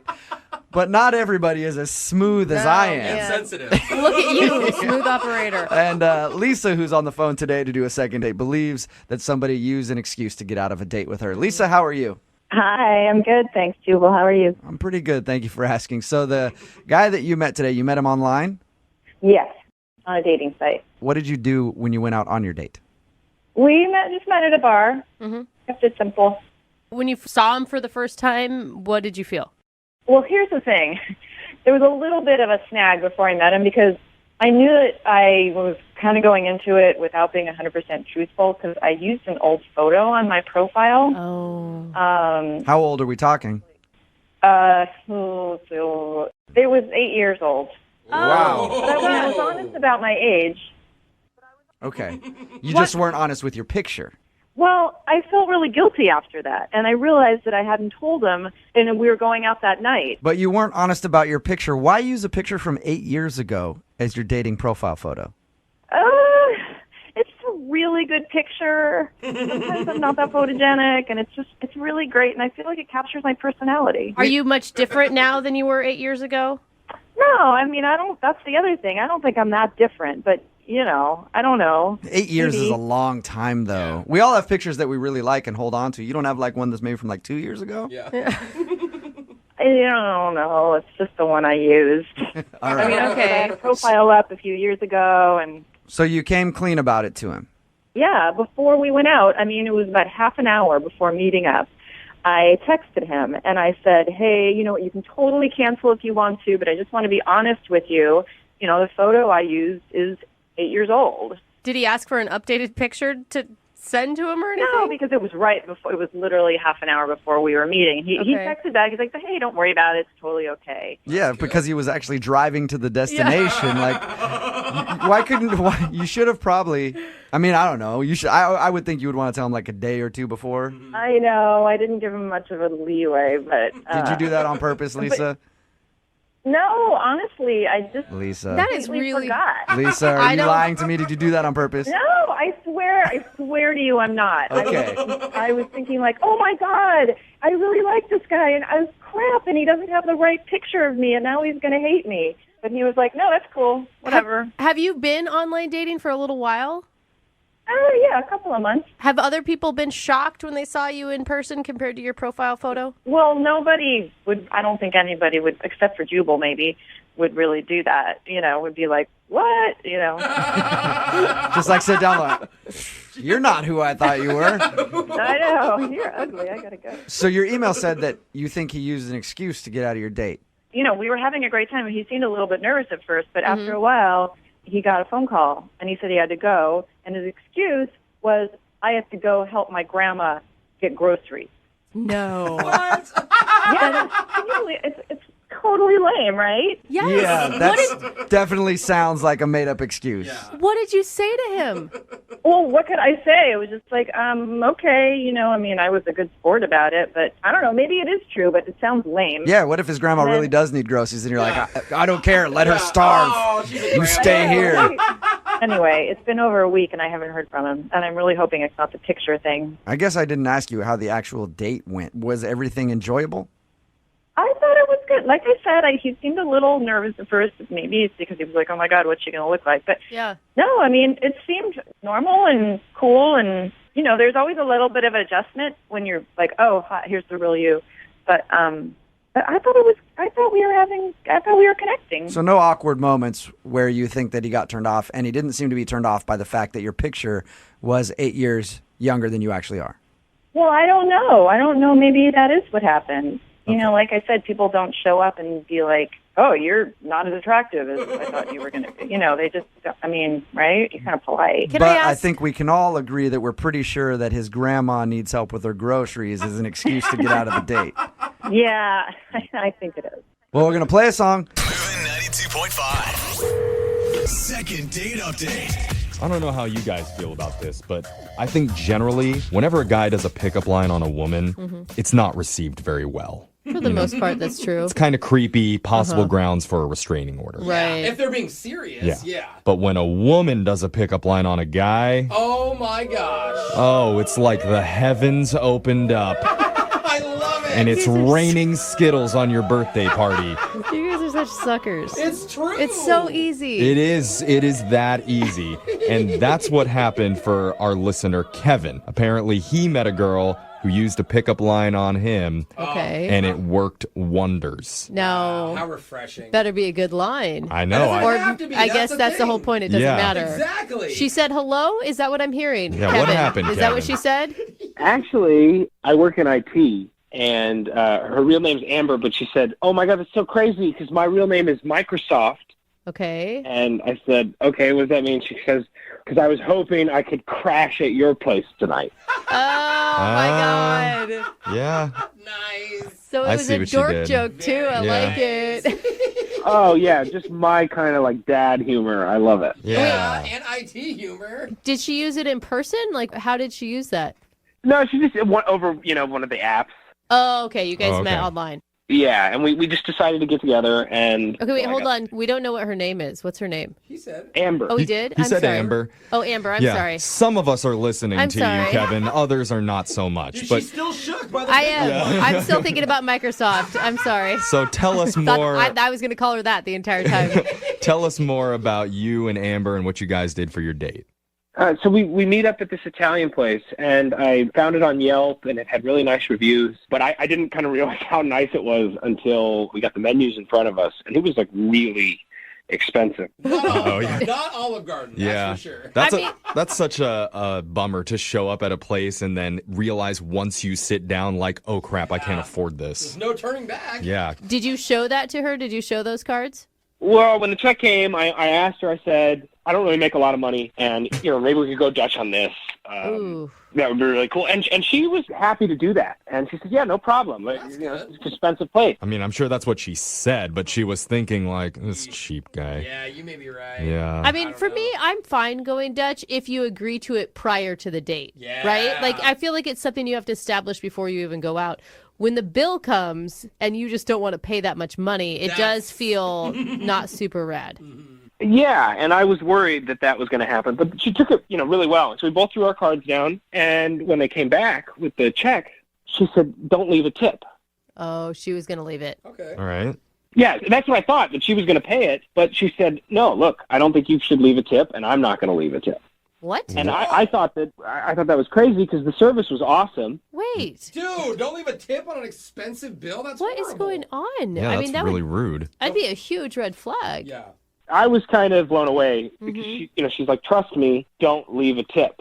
What? Oh, And my it's God. the first date, and I didn't want to not listen to her, and I just didn't do it. And now You didn't leave a tip? I didn't leave a tip, and now I feel like a jack. Oh. Some poor server's missing out on at least 20, 30, who knows, Wait, 40 though. bucks. Did she ever give a reason? No, she didn't, and we have not spoken since that night. Good. Then don't call her. This conversation's over. Why would you even want to go out with her? That's a terrible thing to do. It's a bad sign, bro. Because we had because the whole evening was awesome except for that. I love how all of us would dump her immediately. Yeah. Like, no, I mean, she literally could be Mother Teresa and she didn't leave a tip. I'm like, nope. Nope. I don't know, but she had so much conviction. It was like she had a reason, and she just didn't want to get into it there. And I thought I assumed we would talk about it later, but we never got the chance to. And now she's not answering my calls, and I don't know what to do. Wow. Okay, so she used you for an expensive meal and then didn't want to put a tip on it. Well, she didn't use them because she had to pay half But of she it. paid. I mean, what are you talking about? She used him for half of an expensive meal then. She half used it. Wait. That still doesn't make sense, Jeffrey, but okay. I mean, aside from... You just don't like her. I don't. I have a very bad feeling about her. But aside from the whole tipping debacle, you told us that the date went really well, but you haven't given us any specific things about what you liked about her or what your connection was like. Well, we like the same kind of comedy. We like the same shows, movies, and and we're both into tech. Okay, right, because she had that Microsoft joke at the beginning. Mm-hmm. Yeah, she's just kind of like I'm kind of a nerd, and she's a little bit of a nerd, and she's got a great laugh, and I just smiled the whole night. Aw, see, it sounds great other than the tip thing. I know, how could a lovely woman be so evil? She's not evil. I don't know. Pretty evil, no tip. I want an answer. Yeah, me too. So let's call this evil person and... Oh, great. Don't label her. Well, okay. We'll see. Maybe she's actually a good person. We'll get an answer when we call Amber and do your second date update, okay? Awesome. Thank you. All right, hold on. If you're just tuning in for the second date update, we're on the phone with Kevin. And Kevin went out with a very shady sounding woman named Amber. Mm-hmm. I say shady because Amber told Kevin not to leave a tip at the restaurant that they went to. And when she said that, Kevin took a stance. Mm-hmm. Okay, he got up, he threw his napkin down on the table, he looked Amber right in the eye, and he said, okay. Yeah. That's exactly what he did. Sorry, I threw my napkin. I'm sorry, whatever you say. Now, she wouldn't tell him why, and he didn't want to cause a big scene in the restaurant, so he didn't leave a tip, and he feels absolutely horrible about it. Yeah. I feel like we should be calling the waiter or waitress that was there. Feel horrible. The server. And even worse, not only did he stiff the waiter, but now Amber won't even call him back. Not worth it, dude. So Kevin wants some answers. Is that right, Kevin? Yeah, I'd like some answers. Yeah. It sounds it sounds the same way. It's like, okay, if you say so, let's get answers. I want what you want. Kevin. That was a pretty devastating recap. Oh, was Yeah. it? I'm sorry, man. It is a little harsh. I'm sorry.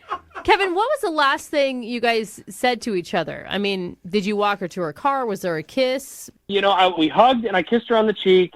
And I can't remember if I said it or she said it, but it's like, we should do this again. And yes, we were in agreement, and we left each other happy. I can see why you'd be confused. Yeah. A lot of mixed messages there. Yeah, well, thanks for being such a good sport, Kevin. We're just having fun with you, and Yeah. we do want to get you another date. Thank you. And we want to pay so we can tip. Yes. For you. And you don't have to tip us if you don't want to. Exactly. I wasn't planning on it. Is that a normal thing? I see. Par for the course, Yep, Kevin. typical Kev. Oh, wow, bro. That's all right, bro. Let's call Amber for you. Do you guys take cash? All right, Kevin. Yeah. Just give up. Give up. We're going to call Amber for you, okay? Okay. All right, here we go.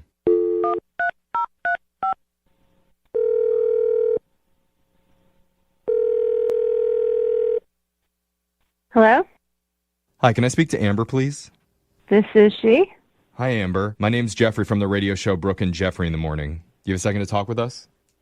Wait, what? I'm calling from a radio show, and we're doing a segment called a second date update. Have you ever heard of that before? No. Okay. Well, the way it works is if you go out on a date with someone and afterwards, if they're not calling you back, you can email our show and we'll reach out to that person for you to try and figure out the reason why. I know, it's stupid. It's stupid. You don't have to laugh at us, but you went out with somebody recently who had a good time with you, and ever since then, you've kind of ghosted, and they don't know why. His name is Kevin. Okay.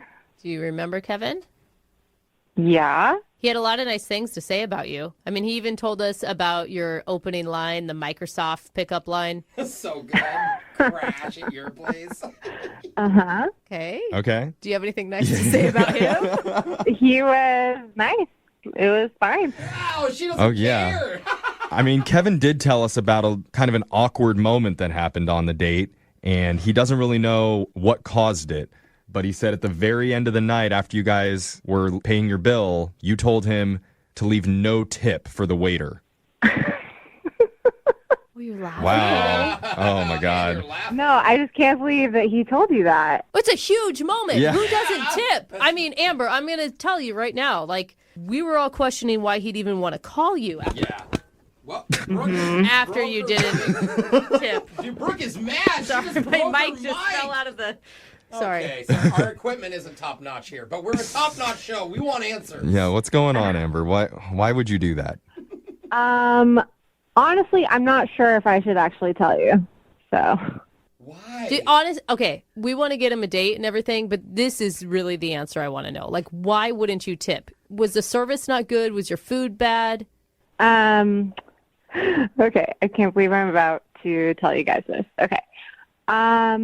I know the waiter. I knew the waiter. What? Really? And you hate Like- the waiter? Is that why you didn't want to tip him? Yeah, how do you know the waiter? Was he an ex? No. Is he a current boyfriend? No. Okay. Okay. So Kevin asked me where I wanted to go eat, which was fine. And I told him to go on Yelp and look for like a good Italian place. Right. He picked the restaurant. Yes, I mean, he said it, but I led him in that direction. Like, okay. Okay. I made sure it was that particular restaurant. Just so you could stiff the waiter? The thing about this whole thing is that the waiter and I, we have a business agreement. We work together. What? What do you mean you work together? Oh, you work at the restaurant too? No. The waiter pays me to demean him. What? Oh. It's his fetish. Oh, you do that on the side. Yeah. You're like one of those S&M chicks that people hire to feel bad about To themselves. humiliate you. Yeah, but it's a little different because, like, it's not sexual. We don't meet up or anything. It's all based on coming into his restaurant and treating him not well, not leaving a tip, not really making. Yeah, so I always make sure when I go on these dates, I call ahead. I make sure I'm seated in a particular area. I make sure to, like, not really treat him well, and then I don't tip. So he pays you to not pay him. Correct. So you're purposely rude to him. Because Correct. he likes it. It makes him... I mean, Amber clearly likes it too from the way that she's talking about it. She's like laughing about it. Well, she's getting paid for it. And you guys never meet... You have never done anything sexual with the waiter. Yeah, and then the only, like, communication outside of that, of, like, me going to the restaurant is that I call him after and tell him how he is at his job and just, like... Oh, my How God. do you even stumble into this line of work? Yeah. I cannot imagine what Kevin is thinking. I'm stumped. I mean, I didn't tell him anything because I know it's weird. Well, you Yeah. think you didn't tell him, But- but you actually kind of did. Because he's actually been on the other line listening and he heard everything that you said. Good God, are you serious? Yeah. Oh, my God. Kevin? I'm so confused. Oh, man. Why would you do this? Like, don't you feel bad about taking guys to, like, pay for dates with you that you're not interested in seeing? Oh, no. It's pretty easy, actually. I mean, he pays me a lot of money, and I do it like once a week. So, Whoa! Yeah. That's a lot of Damn. Italian food. Yeah. So how do you feel about Kevin, though, in all of this? I mean, it's not. I'm sorry, love. It's not personal. I just this is my job. Okay, wait. No? Are you not looking for any sort of relationship at all? You're just on these dating apps solely to go to the restaurant. Yeah, right now. Yeah. Oh, my God. I'm just blown away by this. Like, so you're saying that we didn't have any connection? I mean, I'm a pretty open person, and it's easy for me to connect with people. So I'm sorry, but it wasn't like. I will say, Amber, you are really good at humiliating men. Thank you. Dude. But why does it have to be dates, Amber? If this guy just wants you to humiliate him at work, why can't you just take your girlfriends there or something? Like, to play with people's emotions is really screwed up. I understand where you're coming from, but if you knew how much I was getting paid to do this, I promise you would too. Whoa, I don't know Wow. what's rich. No. I mean, I promise. well, at this point, Amber, I have two questions for you. One is, where do you sign up for this website to be a humiliator? Because I think I could use some extra income. That is so messed up. I don't know. Message me later. I'd like to know. But then our second question is, would you like to go out on another date with Kevin? No! We will pay for you to go back to that restaurant, and you guys can both humiliate the waiter together. No, why are we offering right now? We don't even have to pay for a tip. It's true. It's true. So, what do you say, Amber? You up for it? Oh my God. I totally understand what you guys do, but I'm not interested. But thank you so much. Oh, Okay. now you don't want to Wow. toy with Yeah, him. Okay. I know. Kevin, I just feel so bummed. The world is not a good place. oh, man. You guys, Amber, you broke Kevin. Listen, Kevin, I'm not trying to demean you. I mean, I'm not getting paid for it. So I really do wish you all the best, and you will find someone out there. It's just not me. Oh, she can be nice. All right. Well, Amber, I'm sure that the segment was not quite up to your liking, but maybe before you go, you could just quickly demean us. No! Fine. Yeah.